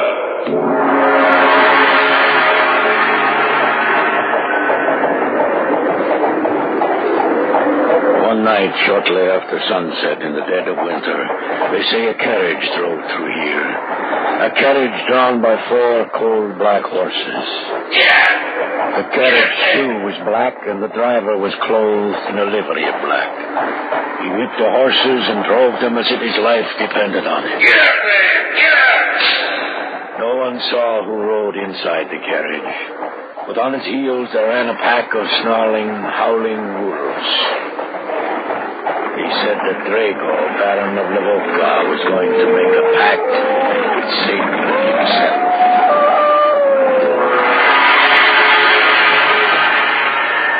In just a moment, the Hall of Fantasy will present The Castle of Lavoca. And now for tonight's story, an original radio drama by Richard Thorne entitled The Castle of Lavoca.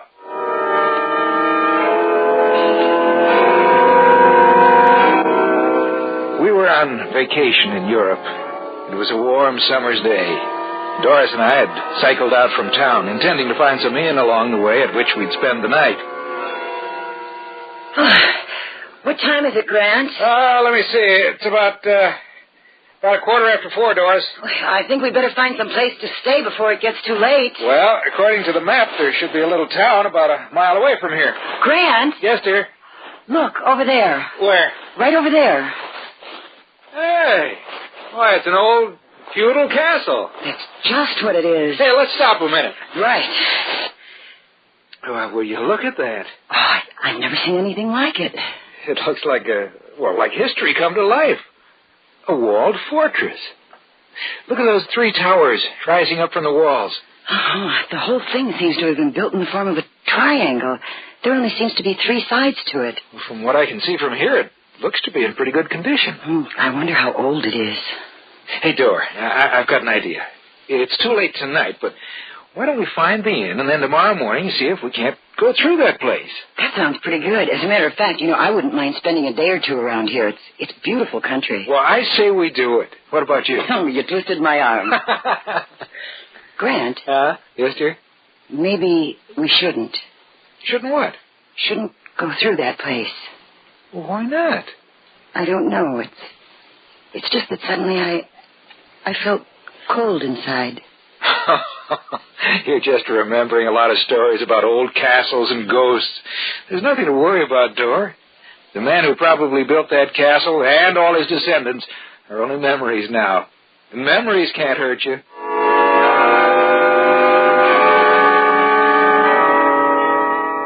When we had first sighted the castle, I was quite surprised, because there was no indication of its existence on the map I carried. And what Doris had felt, I had felt also. When I first looked upon it, I felt, as she had said, cold inside. What it was, I didn't know.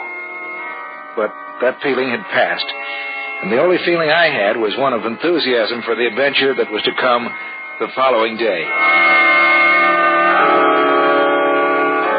About a mile from the castle, we found the town indicated on the map, a little place called Lavoca. It was no more than a village with a population of a few hundred. The inn was on the other side of the town, and as we pedaled through, the townspeople looked at us curiously. It took us only a few minutes to reach the inn and to enter it. A tall, dark man sat at a table, and he looked up as we passed him. Then he turned away again, obviously lost in thought. We were in a large room full of tables. There was no such thing as a reception desk, save for the bar at one side of the room, which served a double purpose, a bar and a registration desk. A large man with pounds of extra flesh stood behind it. Are you the proprietor? Do you understand English? I do. I was afraid... But I wouldn't. It happens that I do. Well, we'd like a room for 2 or 3 days. I hope you have something. All of my rooms are empty save one. It is occupied by the man you passed on your way in. I would be able to accommodate you. You are American? Yes, that's right. I'm surprised to see you with the world so close to war. We won't be in this one. Perhaps. I do not have many visitors these days. The hospitality of my inn is offered to you. If I may be of service to you while you are here, please let me know. As a matter of fact, you can. In what way? Well, we passed an old castle on our way here. Do you think it would be possible for us to... You must mean Lavoca Castle. Why, don't know its name. It's laid out in the form of a triangle. Yes. Yes, I know the castle. It has a particular significance to the people of this area. Well, can you tell us anything about it? Later. After you've had the evening meal, you shall hear of it. Come. I shall show you to your room.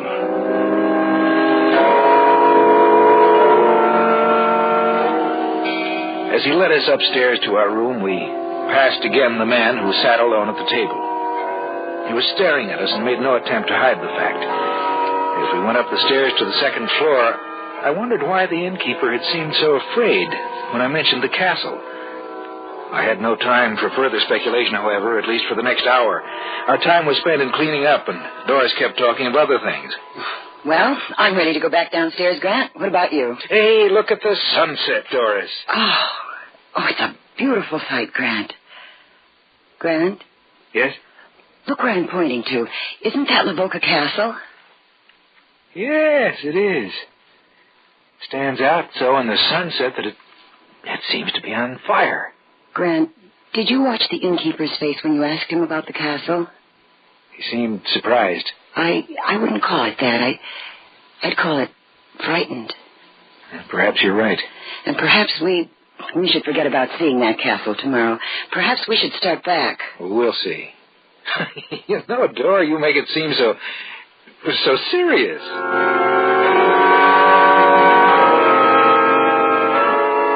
We stood there by the window, looking out at the medieval structure that stood there at the base of the mountains. That afternoon, when we had first seen the castle, it had seemed to be a beautiful relic of a dead past. But as we watched it, bathed in the redness of the setting sun, it seemed to be a mass of molten rock. Little by little, the sun slipped down, and the gray shades of dusk moved out towards the castle, advancing slowly, covering the walls with the dark shadows of night. And then it was gone from our sight, swallowed up in the darkness. I had a fantastic thought for a moment that Lavoca Castle was the dwelling place of death. The meal was excellent, and we were both quite hungry. At length, it was over, and our host walked over to us. Some brandy, perhaps? Not for me. And you? Or perhaps later, not now. If you do not mind, I shall join you. Yes, of course. You say you wish to know about Lavoca Castle. Would you object to another at this table? I mean, another besides myself. Well, no, of course not. Marek? Yes? Varric, come here. What do you want? They desire to know of Lavoca Castle. There are strangers here? Yes, you must have seen us come in this afternoon. You were sitting right over there at that table. Oh, yes, I remember. Please, sit down, won't you? Thank you.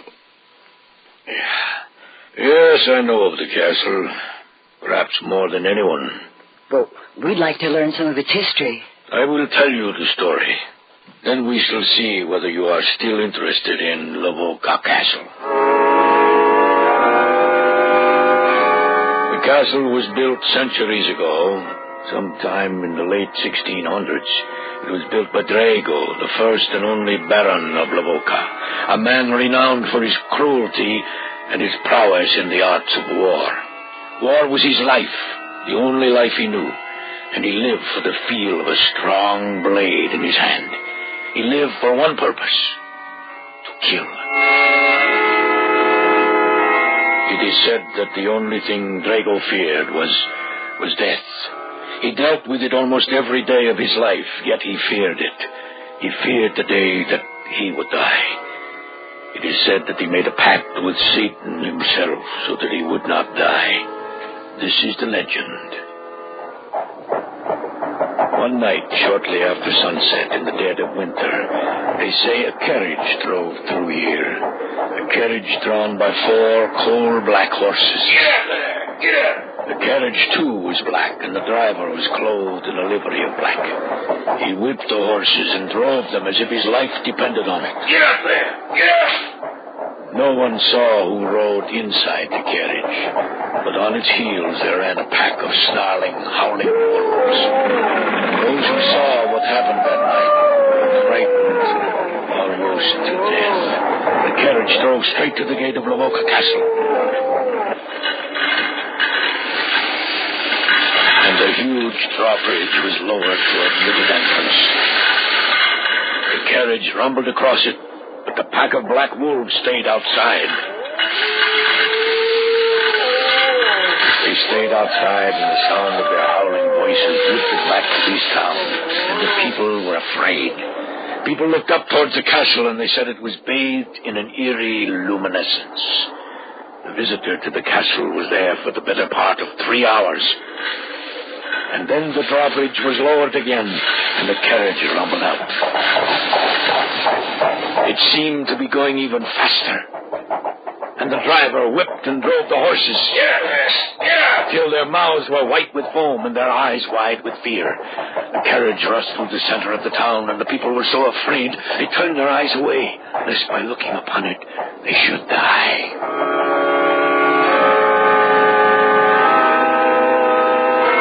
Those who said they heard the sound of a crying baby coming from inside the carriage, but they thought they were mistaken. The following evening, the news was brought to them that the Baron's son had disappeared and was nowhere to be found. And as the man stood before them, telling the townspeople of what had happened, the shadows grew together in the night, and from the distance they heard...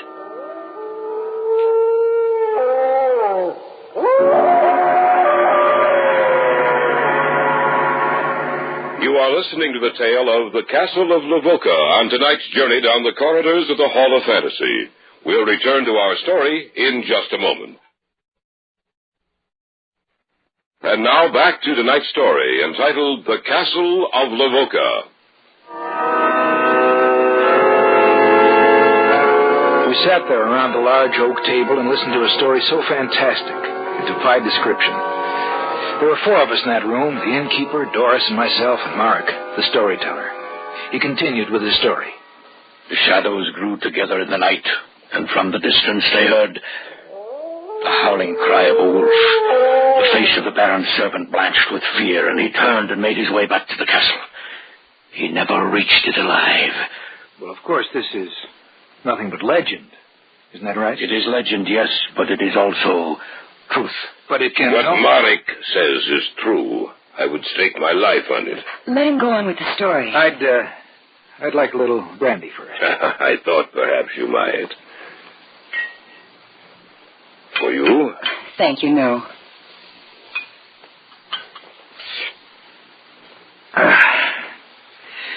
Now then, go on with your story. By your leave. As I said, they found the servant outside the castle gate, and there was a great uproar about his death. But the Baron issued an edict that it was never to be discussed.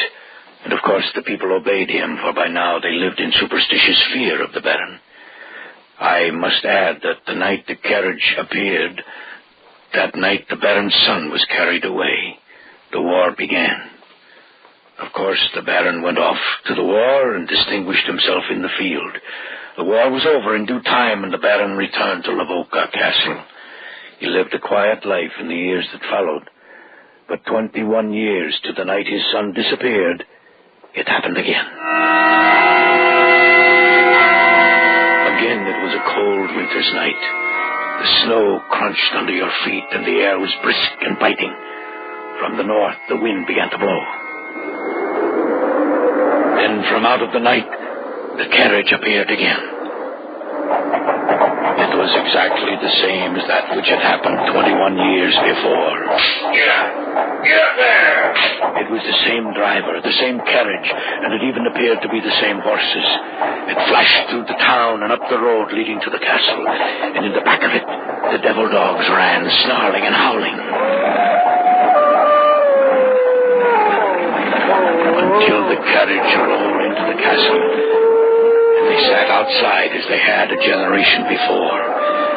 But it was not for long, for in a few minutes the carriage appeared again. There was no doubt about it this time, for very clearly the townspeople heard... No, let me go! Let me go! In the name of...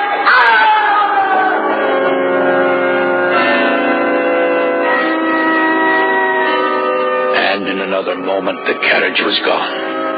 The following day, the townspeople learned that the Baron's wife had disappeared. They knew who had come to claim her. That night, war broke out in Romania, and the Baron hastened to join the conflict. If I understand you correctly, both times the carriage appeared, war broke out? That is correct. What happened then? Just as he had done before, the Baron distinguished himself in the war and returned to Lavoca Castle. By this time, the Baron was almost 60. Peace reigned for a period of 40 years, and sometime during that time, the Baron disappeared. He died? I say he disappeared. Well, when did he die? There are no records of his ever dying. They say he lies at rest in one of the catacombs beneath the castle, waiting. Waiting? Waiting for what? Waiting for the war. The war? The black carriage has appeared each time war begins, no matter where it happens. And in each war there has been a report of a man who calls himself Baron Lavoca, fighting in the battles. That's fantastic. Call it what you will, but when the last war began, the carriage appeared and drove straight up to the castle. I was but a boy then, and I saw it with my own eyes. The night before that, we heard the wolves. Each time the carriage appears, the wolves appear the night before to warn us of its coming, to let us know we should guard ourselves. Now that you have heard the story, do you still wish to visit Lavoca Castle? No. Yes. I don't care what you say. I can't bring myself to believe your story. I think it's nothing but superstitious nonsense. But, Grant... I'm sorry, darling. But I want to visit that castle. If you want, you can remain here. No, I'll go with you. What about you, Mark? Will you show us the way? Enter the castle with us? You say that in such a way that if I were to refuse, I would appear to be a coward. I shall go with you, American. Tomorrow afternoon will be all right with you? Yes. Let us have a drink to your trip. That's a good idea. Will you join us, madame? Yes, I will. All right, then. To your trip tomorrow. To Lavoca Castle. To Lavoca Castle. We went upstairs to our room shortly after that. The story Mark had told had been quite long, and the hour was late. We went to bed, yet neither of us could sleep. Grant. Yes, dear? Don't you think we should go home soon? Why? Well, how long have we been over here? Since the middle of May. Well, this is August 30th. I've seen enough of Europe. I want to go home. I think 3.5 months is enough time to spend. Well, all right, Dora. When we get back to Murat's, we'll make arrangements to go home. Good. About tomorrow. What's that? What? I heard an animal outside. Oh, that was just a dog, Dora. Go to sleep. All right. Good night. Good night.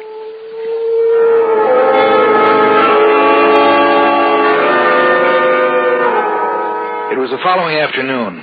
For some reason, we hadn't been able to get started until late in the afternoon. It was after 3 o'clock when we started out.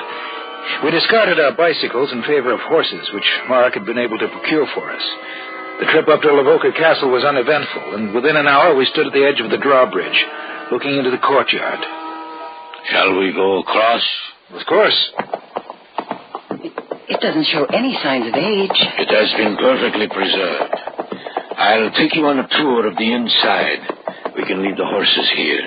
I'll give you a hand, Doris. That's all right, Grant. I can manage. All right.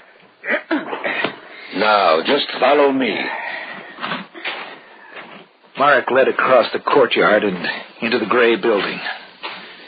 The huge wooden doors were slightly ajar at the entrance, and with an effort, Mark pushed them open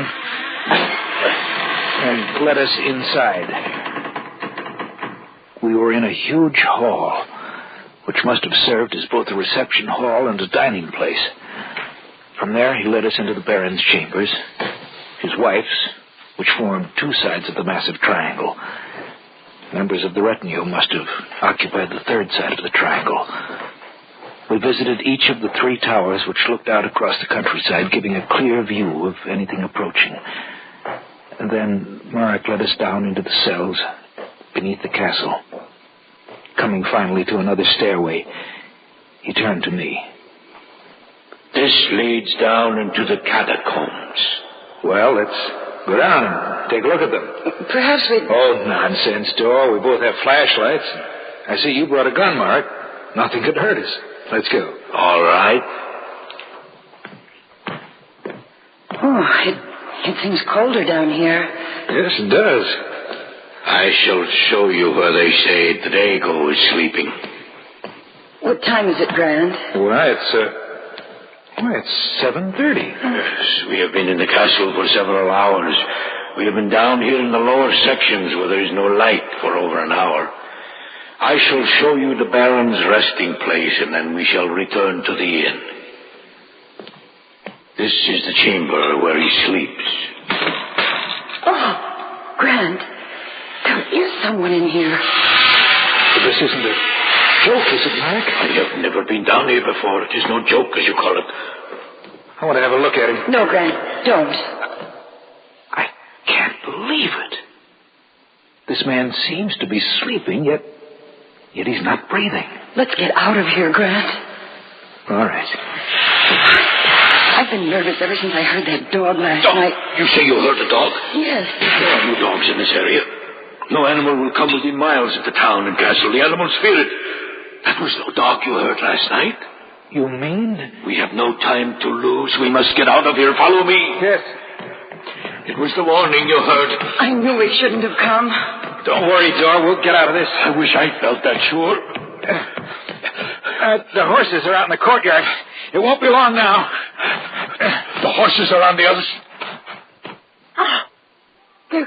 They're gone. What are we going to do? Be quiet.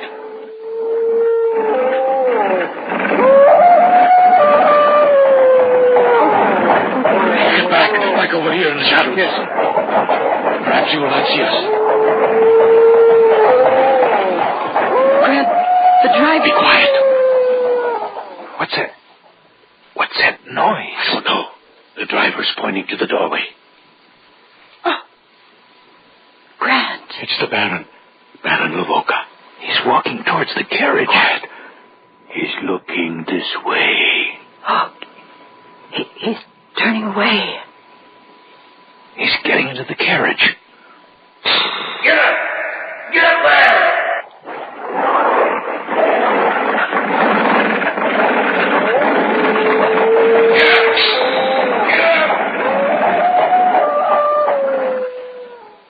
Before our eyes, the carriage wheeled around the courtyard, and then thundered across the drawbridge and out into the night, followed by the snarling wolves. We found our horses later and went back to town. When we returned to the inn, the innkeeper was relieved to see us. The carriage drove through here a while ago. I thought you'd all be dead. Providence must have had an eye on us. Well, it will happen tomorrow. What will happen tomorrow? The war. The war will begin. The innkeeper was right. The night we saw the carriage in the courtyard of the Castle Lavoca was August 31st. On September 1, 1939, the Germans marched into Poland and the Second World War began.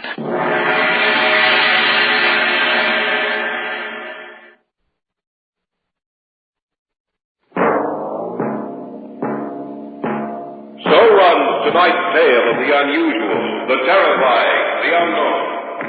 Join us again when next we journey down the corridors of the Hall of Fantasy to hear another strange tale of the supernatural. All characters and events portrayed in these programs are fictional, and any similarity to actual events or persons, living or dead, is purely coincidental.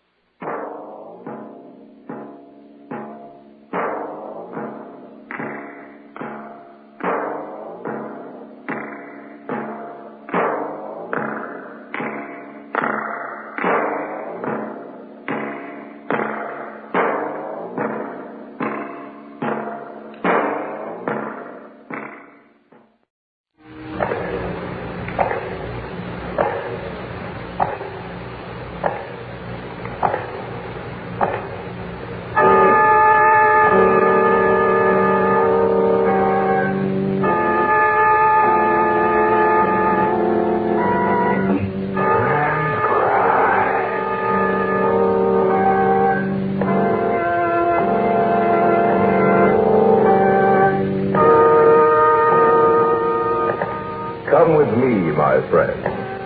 We shall descend to the world of the unknown and forbidden, down to the depths where the veil of time is lifted and the supernatural reigns as king. Come with me and listen to the tale of The Steps That Follow Me.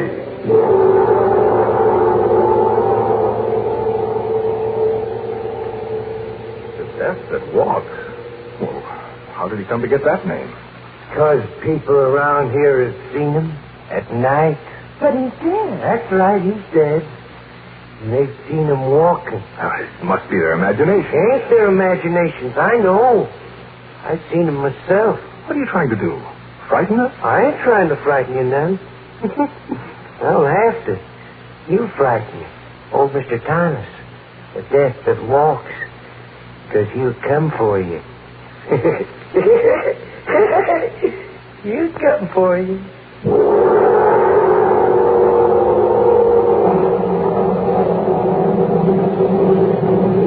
I have before me the diary of a dead man. He and his wife were my best friends.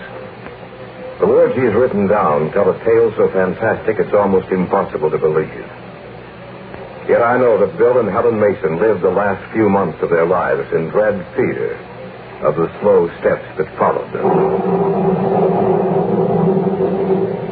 It is late evening as I read his words. I have come to their house, now so empty, and sit in the large, overstuffed leather chair in the library. Outside, rain pummels against the side of the house. The wind blows the fall leaves from the trees, and the sound of thunder gives vent to the anger of the storm. There's something in the house. A tension. A fear, perhaps. I feel almost as if unseen eyes were watching me. As if someone is here with me. Here in this room.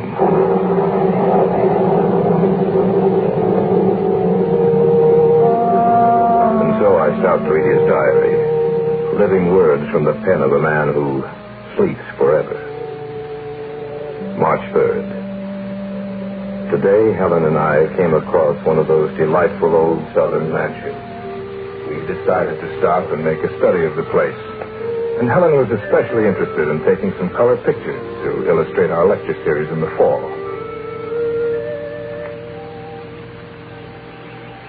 I guess no one will mind if we take a look around the place. No, I'm sure they wouldn't.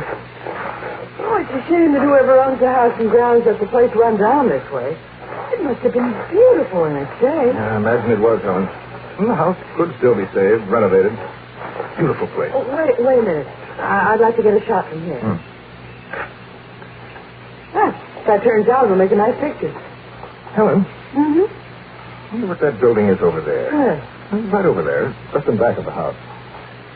Oh, well, no one's to stop us. Why don't we take a look? All right, let's do.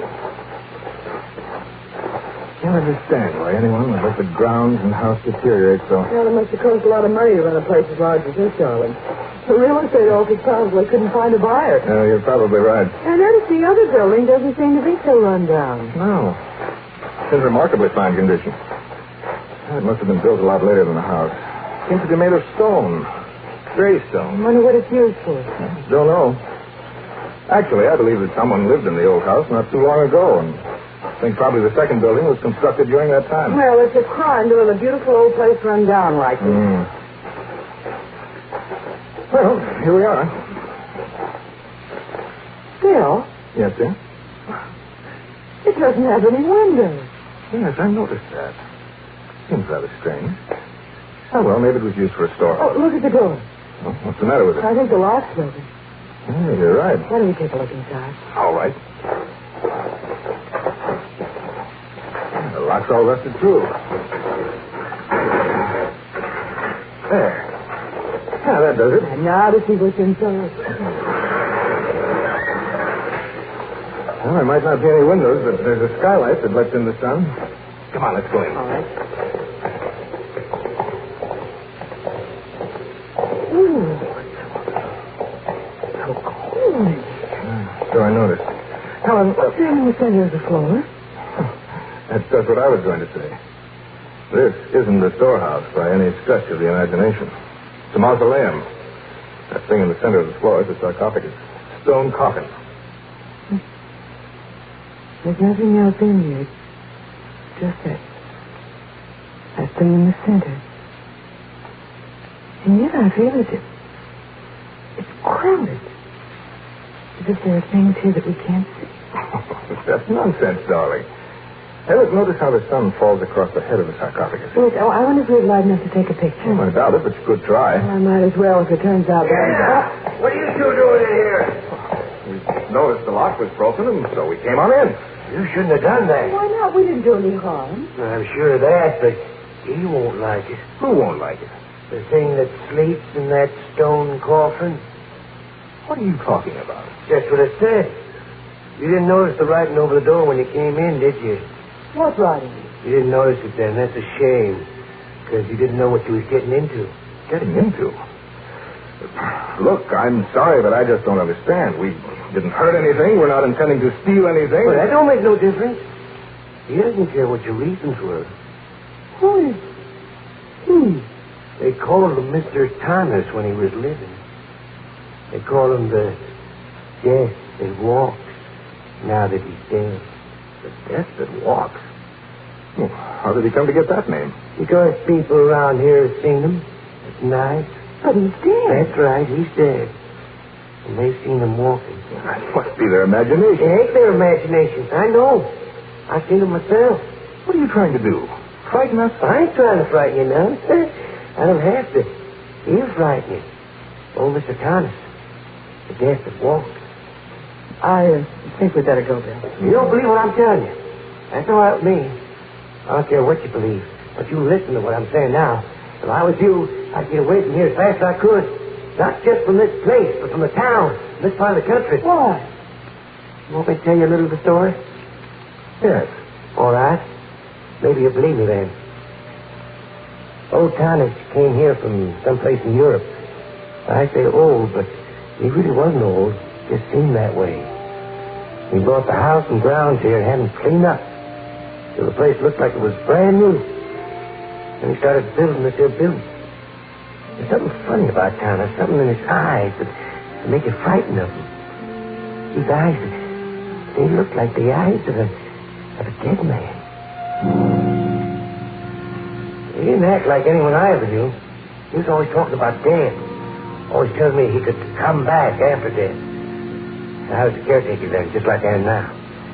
After this building was completed, I used to watch him at night, but he'd come out here. It seemed like he was in some sort of a trance. He'd stay out here for hours. And when he'd come back to the house, his eyes would glisten and shine, so you couldn't hardly look at him. A week before he died, he told me that as long as I lived, I was to take care of this place. Because if I didn't, he'd come back and kill me. And then he died. Just like that. And he was put in here, in his coffin. And one night, about 2 months later, when the moon was full, I heard a noise.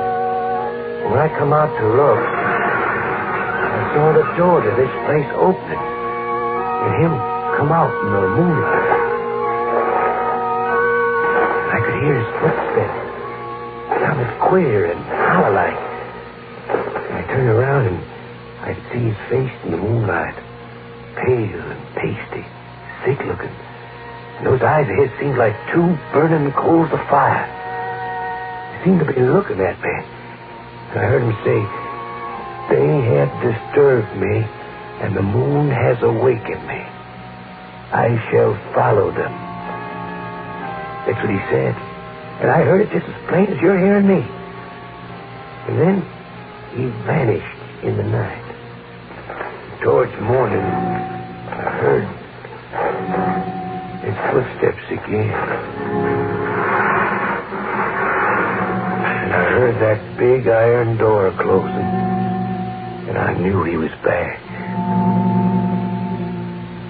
The next day in town, I heard that Alf Cummins had died the night before, screaming something about not meaning to go into the mausoleum. I knew who killed him. And that's all there is to the story? Well, that's just part of it. It's happened again and again in the last 10 years since he's been dead.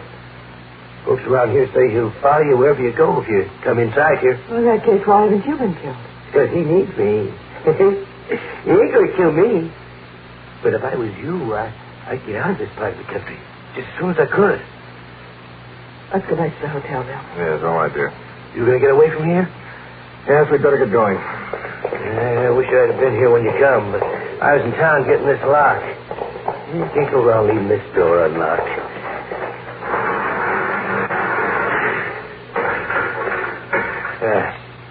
That ought to satisfy him.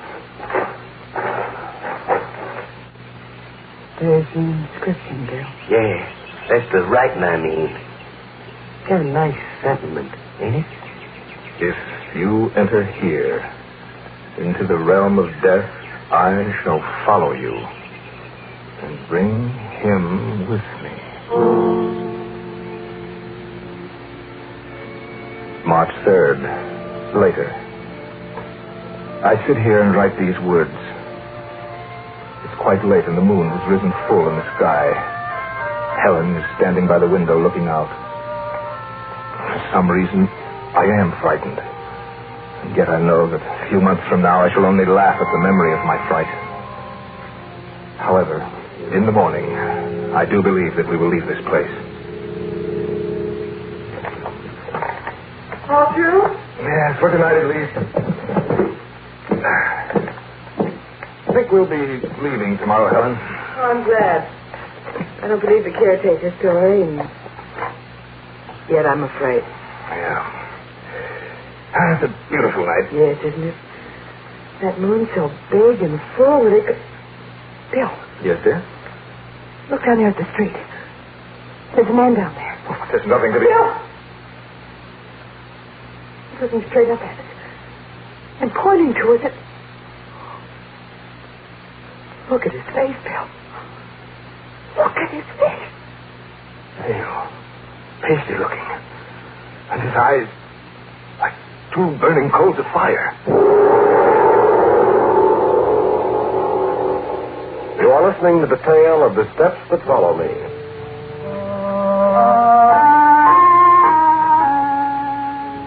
As I read these pages, the words stare up at me, and their formations bring to life a nameless terror which I feel all around me.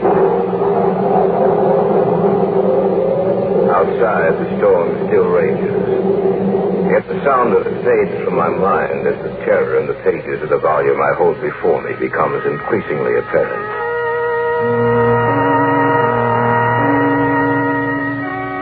March 3rd. Still later. The man down in the street, whomever he was, left after about 10 minutes. He has given us quite a fright. If I felt any doubts as to whether or not we should leave this place, they've all been dispelled now. Helen has just gone to bed. I think I shall do the same.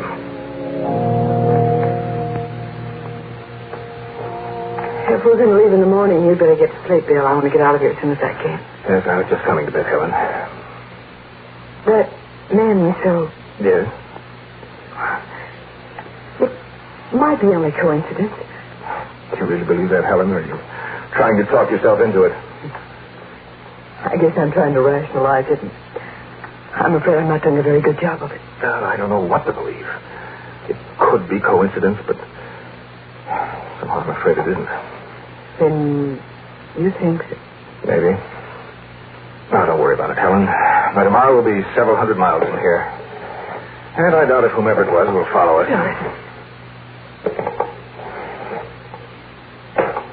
They sound just like the steps that caretaker described to us. Yes, but we saw him walk away. I think Billy's in the room upstairs. Well, it's probably someone else. It's not, I know it's not. All right. Just a minute, I'll call the desk.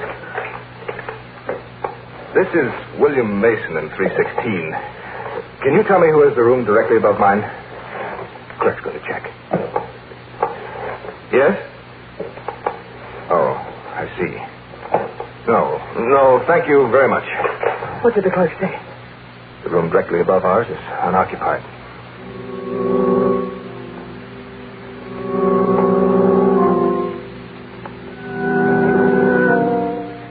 March 4th. We left the hotel a short time after we heard the steps. We went immediately to our car and drove all night and all day. And are stopping now in a motel almost 1,000 miles away. It's reassuring to know that he could not possibly follow us. I am very tired. Go to bed and get an early start in the morning.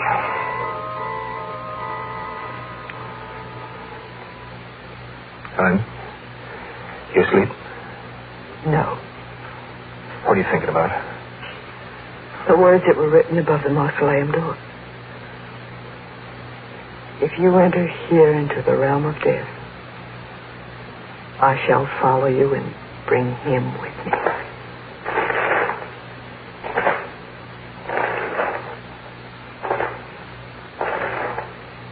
Bill? Yes, I hear them too. He couldn't possibly have come this far, could he? I don't know. What's the matter? Your face. Pressed against the window. It's not there now. It was there for just a few seconds. I saw it, Bill. The same man we saw last night outside the hotel. He was right outside the window.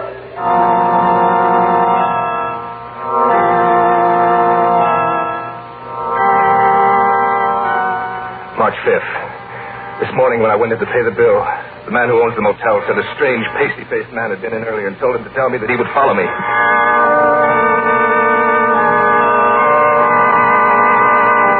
March 11th. It's impossible to get any material together that'll help me in my work. Everywhere we go, he's there also.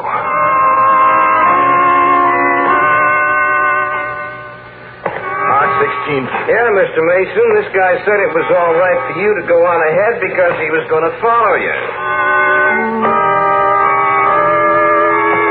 March 22nd. No, he didn't leave a name. He just said that he'd be in touch with you. April 7th. Never saw anyone who looked like that before. Be a friend of yours, Mr. Mason? April 18th. He said he'd follow you. April 29th. Told me to say he'd follow you. May 15th. Follow you. Follow you. Follow you. Follow you. Follow you. No, I can't stand it. I can't stand it.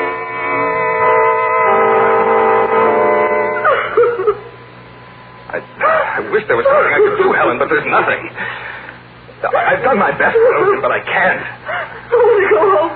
Oh, if we go home, it'll be the same thing. Maybe it won't. I can't stand this anymore. All right, darling. We'll leave for home right away.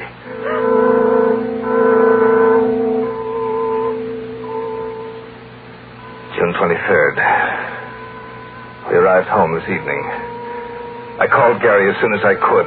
He said he'd be out within the hour to see us.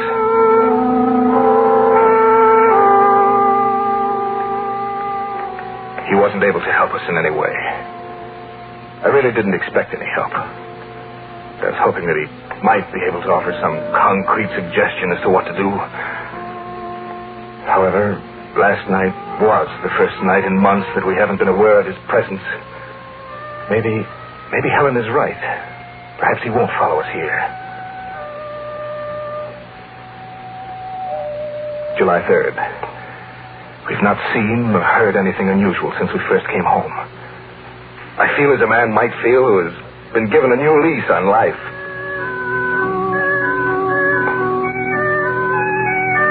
July 10th.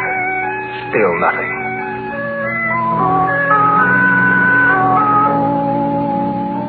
August 19th. For the past 2 months, a feeling of peace and security has enveloped the house. Helen and I have been able to go around with no sense of danger nor of dread. But last night, that feeling was shattered. Gary had come out for dinner. It was almost 10 o'clock. Well, it's about time for me to get along. Oh, it's only 10, Gary. Sure you don't have to go so soon. I'm afraid I must, Helen. Tomorrow's a working day for me. I thought I might be able to get you into the game of chess. Some other time, Bill. Well, next time, don't stay away so long. Don't worry. I think we ought to... Tell me, is someone upstairs? No. Well, listen. He's back. Who's back? The man we told you about. Those are his footsteps. I know them anywhere. I should. I've heard them enough. What are you going to do? Look, will you come upstairs with me, Gary? Yes, of course. You stay here, Helen. Don't go up there, Bill. Don't let him, Gary. No, Helen. This time I'm going to meet him face to face. Then I'm going with you. No, you're not. You're going to stay right here. Ready, Gary? Yes. Okay, let's go. Be careful. As careful as we can. If he is up there, what are you going to do? I don't know. We'll find that out when the time comes. Those steps came from the guest room. I don't hear anything. Well, let's see if he's in there. Stand back, Gary. I'm going to open the door. Right. It's empty. There's no one in here. But I heard someone up here. Yes, he was here, but he's gone. I can feel it when he's near me. I know that... Come on. Helen! Helen, where are you? Helen! There she is. In the front room. Helen. What's the matter, Helen? Helen, answer me. She can't, Bill. She's sitting there with her eyes wide open. She's dead.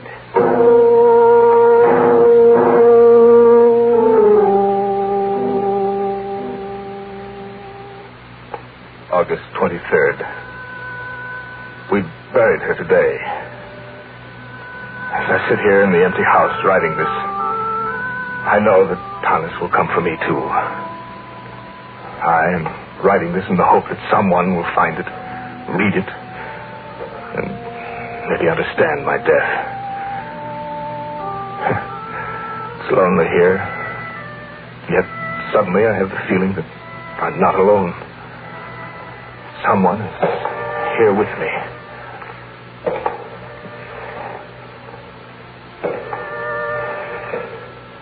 He is here, in this room with me. I'm afraid to turn and meet him. Have those eyes of his burning into me. And yet I must. I pray that someone reads this. Perhaps he will...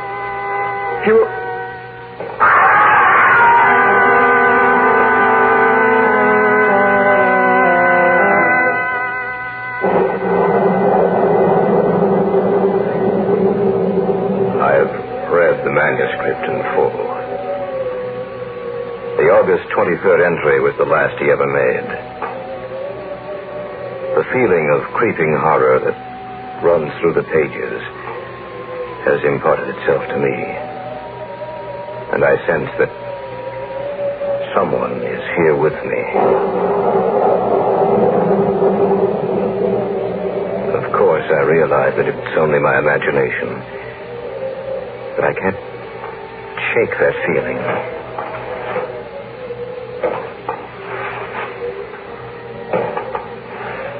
There is someone here.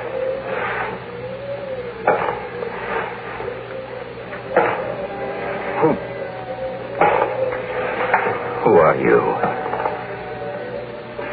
Who do you think I am?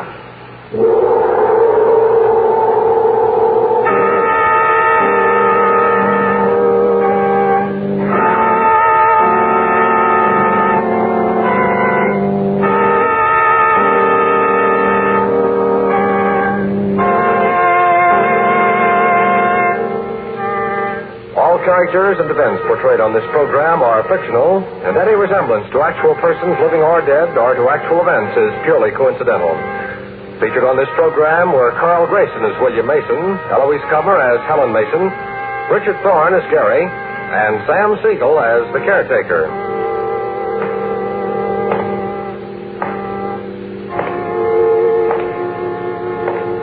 Original music moods were created and performed by Harold Turner.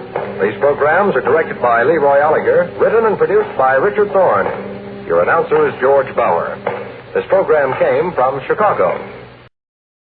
And now, the Hall of Fantasy.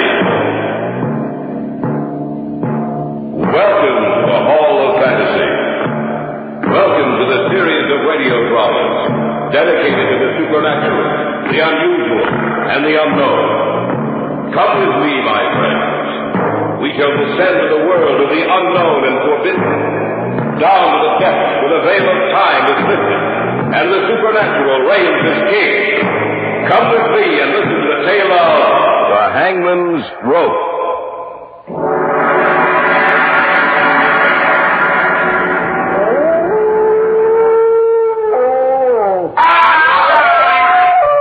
It came from our right. We better take a look. Yeah. I hope nothing... Huh? Look. Hanging from that tree, swinging back and forth. It's a man.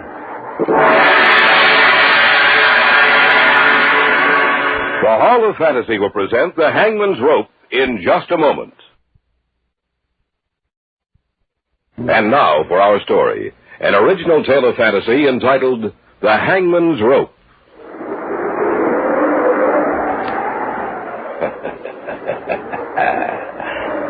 There is a legend, you know. A tale about the hangman. For 23 years, the executioner for the crown. Jack Ketch was his name, Governor. Jack Ketch.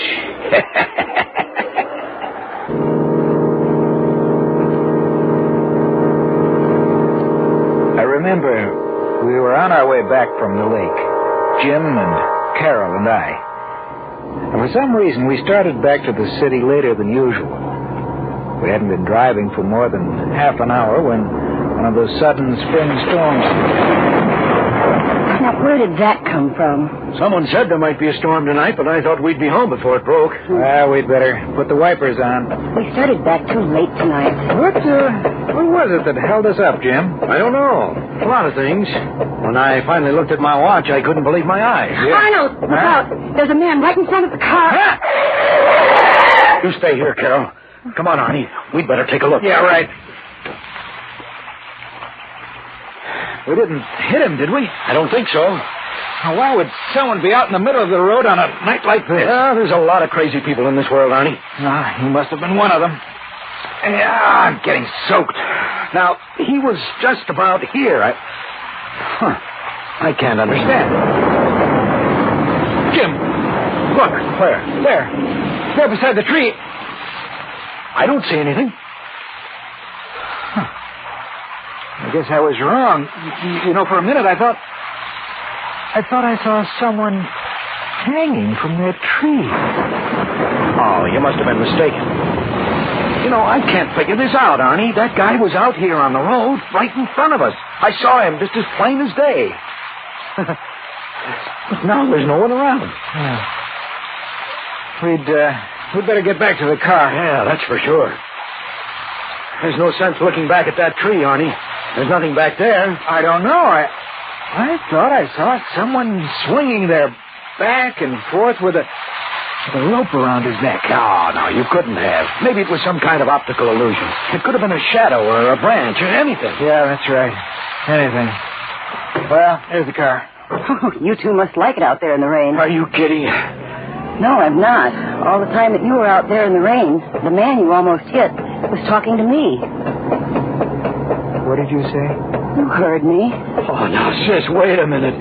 I looked back at the car a couple of times. I didn't see anyone talking to you. Well, I don't know what's wrong with your eyes, then. I asked him if we couldn't give him a lift. And he said, no, he only had a little distance to go. Carol, honey, this is the truth. We didn't see anyone near this car. No. Look, I can prove it.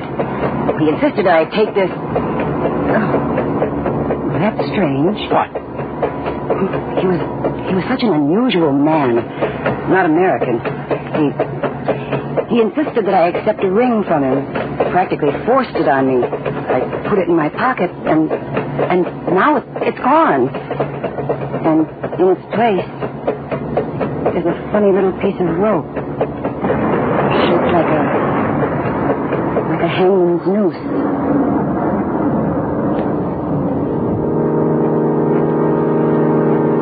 I knew Carol wasn't lying to us. I asked her if she would let me have the little piece of rope. After I dropped them off at their place, I went home, took it out, and set it on the table. I can't explain it, but there was something about that rope which seemed old. It was made of hemp, the kind of rope you would imagine Jack Ketch might have used 250 years ago when he was the hangman. That night, as I slept, my sleep was troubled. In my dreams, there was a huge black gallows. I saw a man climbing the stairs to his death.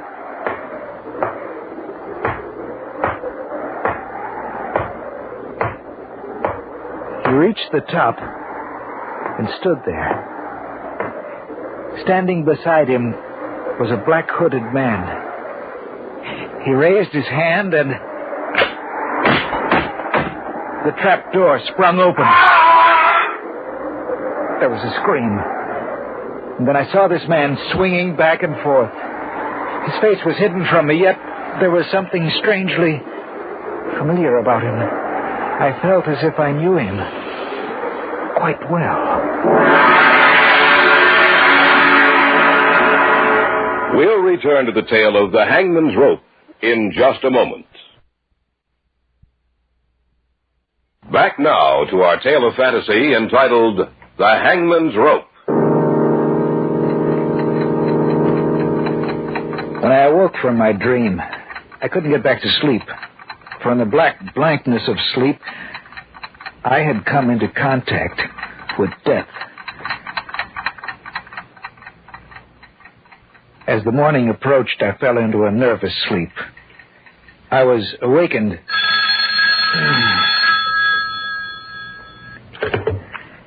Hello? Arnie, this is Carol. Could you meet Jim and me for lunch today? What time? About 1? I hope you'll forgive me if I don't sound awake, Carol. I just couldn't sleep last night. I didn't sleep either, Arnie. I'll see you at 1.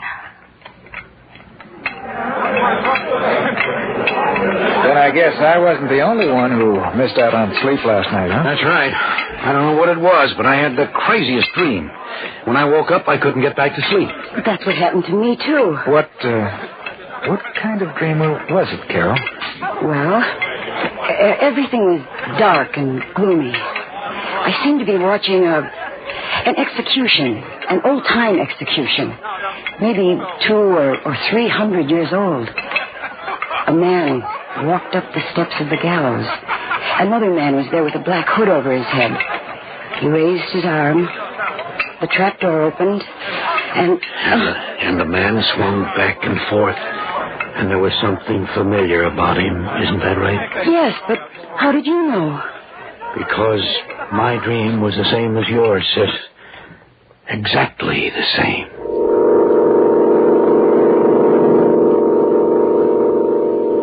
Jim's and my vacations were due the following week. We decided to spend it up at the lake, where his family had a cottage. Carol said she might be able to join us on the last weekend, but not before that. Jim and I left the following Friday night. Well, I can certainly use this vacation. And maybe we can catch a few northerns this time, huh? Maybe. Is your family going to come up here while we're there? No. Carol will be up the last weekend, that's all. Well, then I guess we'll have the place to ourselves, huh? Yeah, I guess so. Hey, why are you stopping here? Last Sunday night, this is where we stopped. I'm going to get out and take a look at the side of the road for a minute. Oh, Arnie, why don't you forget about it? I just want to check it, that's all. That's the tree, isn't it? I think so. On that limb. That's where I saw him hanging. Oh, just thinking about it makes me nervous. Come on, let's go back to the car. All right. Carol said that while we were out of the car, she was talking to the fellow we saw. If that's the case, I can't understand why we didn't see him, too. You know, Jim, there just wasn't enough time for him to get away from the car without our seeing him. Unless what? Unless he was never there. Oh, but that couldn't... Arnie! Look! In the car seat. Another little piece of rope.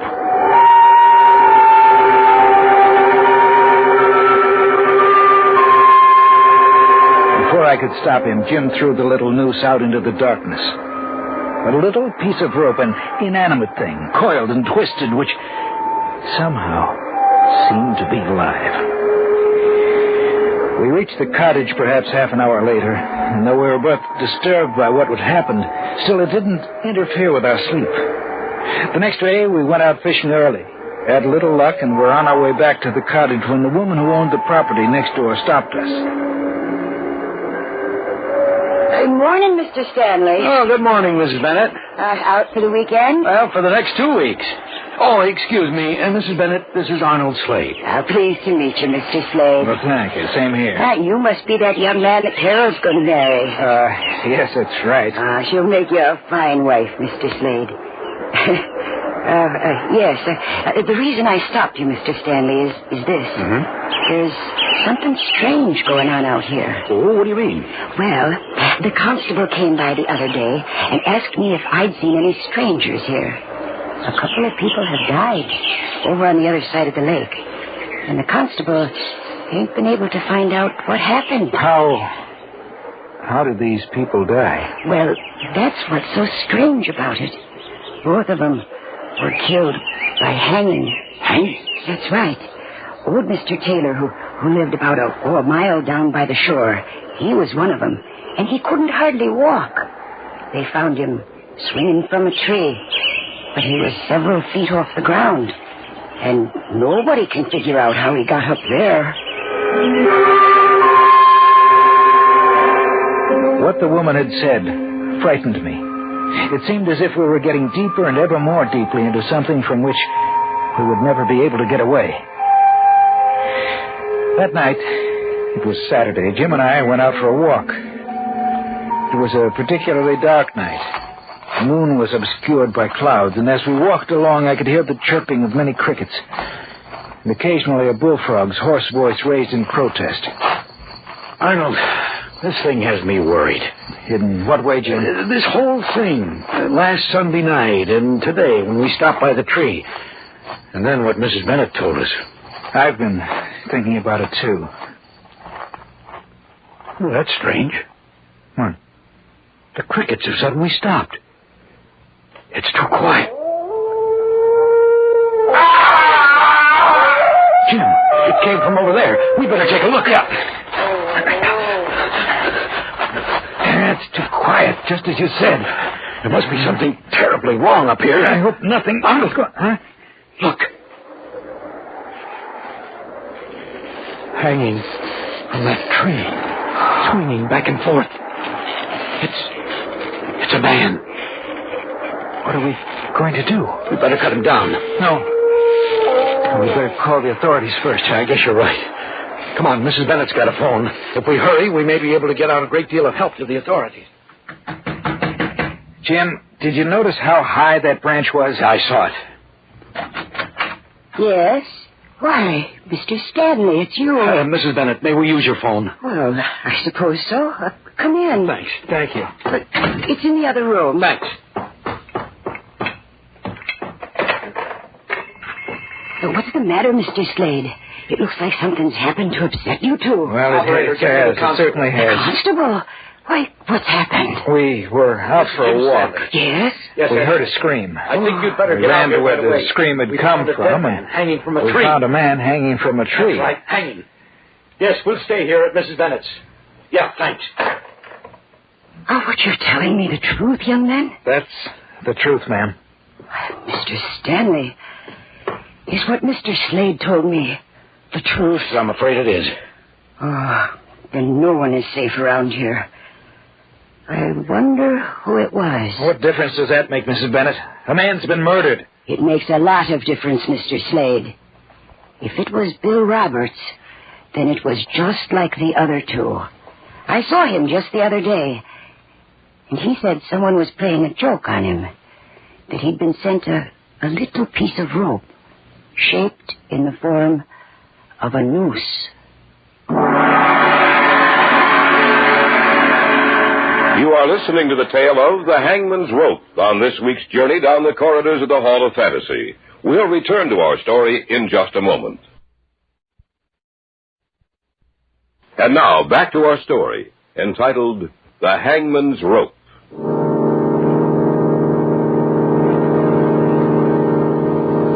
A little piece of rope. Both Jim and I stared at each other for a moment. It might be coincidence. We knew that, but it was difficult trying to make ourselves believe that. About half an hour later, the constable arrived. You two found him, that right, Mr. Stanley? That's right. We were out taking a walk. We heard a scream, and then we found him. Can't make heads nor tails out of this. 3 of them. 3 deaths in 2 weeks, all the same way. They all received a little piece of rope just before they died. A little piece of rope? Yeah, that's right. I say all 3. I ain't seen the body yet, but I have a pretty good idea who it is, Bill Roberts. It's enough to make a person afraid of the dark, Constable. Yeah, ain't it? Well, I want you two to take me to him. I'll go, too. No, you stay here. You stay off the phone. Oh. I don't want the rest of the people to hear anything about this, at least for the time being. Things are bad enough as it is. All right, come on, let's go. Now, remember what I said, Mrs. Bennett. Don't you worry none, Constable. I hope that woman stays off the phone. The whole county will be in an uproar if she doesn't. Do you, have any idea who's behind these deaths? No, I haven't. Funny thing, he was up so high. I don't see how he could have gotten up there by himself. I only wish I had something to work on. Well, we'll see if he's just like the others in a little while. How far away was he? There he is, Constable. I want to get a look at his face. Yeah. I was afraid of that. Who is it? Bill Roberts. But how did he get up there? Branch is 20 feet off the ground. It'd take an acrobat to climb that tree. Bill wasn't any acrobat. Well, how did he get up there? I don't know. 3 people received pieces of rope, and then a couple of weeks later, we find him hanging from a tree. You tell me the answer.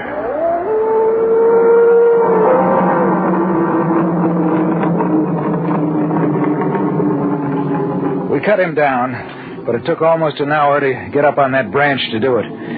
We put him in the constable's car and drove him back to town. Before he left, we told him that we, too, had received the little gift, the noose of rope, which had been, in 3 instances, the forerunner of death.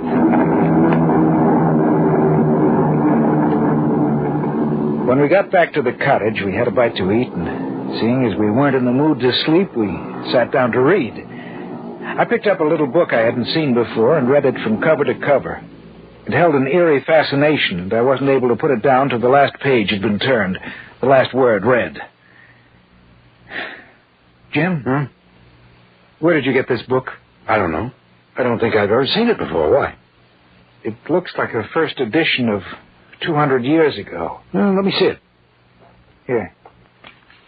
A short history concerning the mysterious reappearance of Jack Ketch, a hangman who served as executioner for 23 years. I've never seen this book before. Well, then how did it get here? I don't know. Jack Ketch. Say, he was the hangman in England who took too much pleasure in his work, isn't that right? I think so. How much of this did you read? All of it. It's not very long. And this is what I got out of it. Before he died, the book says he had made some kind of a pact with an evil power. It seems they actually do have a written copy of that agreement somewhere in England. And there's his signature. And an illegible scrawl that no one has ever been able to decipher. The pact promises life after death for him in exchange for certain services. Then the book says that year after year some rather mysterious deaths have occurred.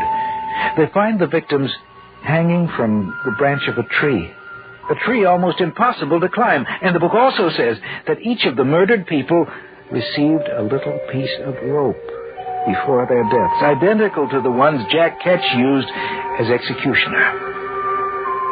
That is the warning. The warning of death to follow. But that's impossible. The man's been dead for over 250 years. That's right, he's dead. But the rest of the story, it's exactly the same thing that's happening to us.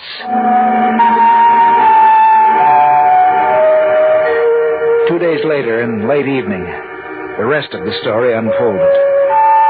Jim had gone down to the store to pick up some cigarettes. I'd been down to the shore doing a little fly casting and had started back up to the cottage. I was surprised at how quickly night had fallen. I wished that I'd brought along a flashlight. From somewhere across the lake, I heard the cry of a dog, and the sound of it filtered through and was carried along by the night air. For some reason, I became unaccountably nervous. I stopped walking. I felt someone was watching me. Then from the darkness of the trees, a man emerged. Here now. Where be you going? Well, back up to my cottage. I was doing some fly casting till night came. Any luck? No. I'd better be going. No need to hurry. Why? Nice out here, ain't it? I suppose so. Strange thing, you know. The little creatures, they've stopped. Little creatures? That's right, Governor. Crickets and the frogs. They stopped talking. Yes, they have. You frightened to be, Governor? Of course not. What are you laughing at?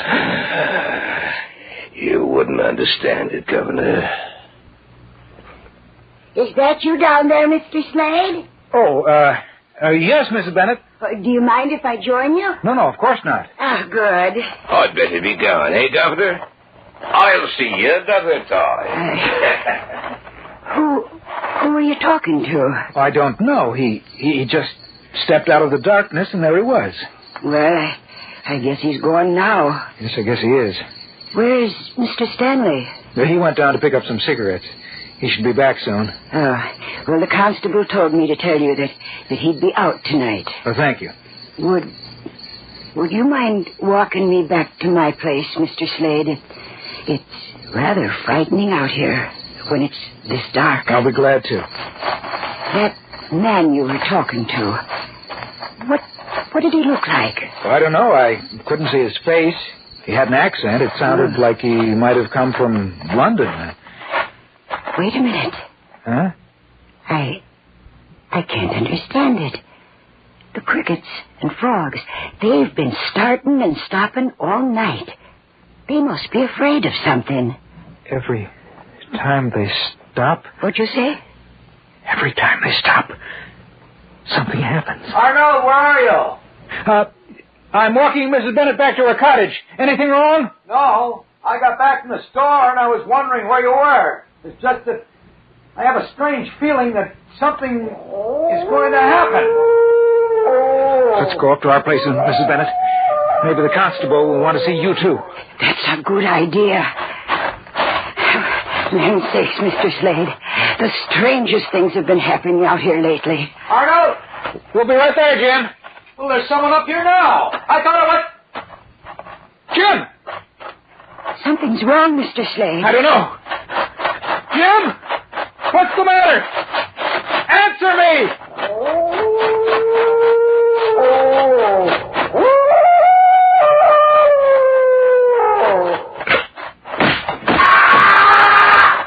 Mr. Slade, look! Oh, hanging from that tree. It's Mr. Stanley!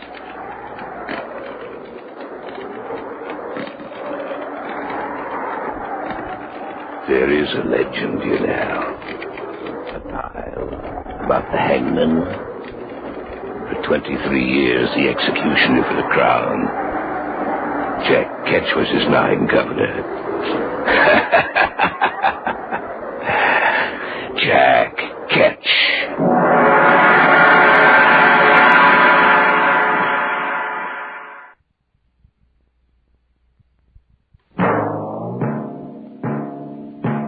So runs tonight's tale of the unusual, the terrifying, the unknown. Join us again when next we journey down the corridors of the Hall of Fantasy to hear another strange tale of the supernatural. All characters and events portrayed in these programs are fictional, and any similarity to actual events or persons, living or dead, is purely coincidental.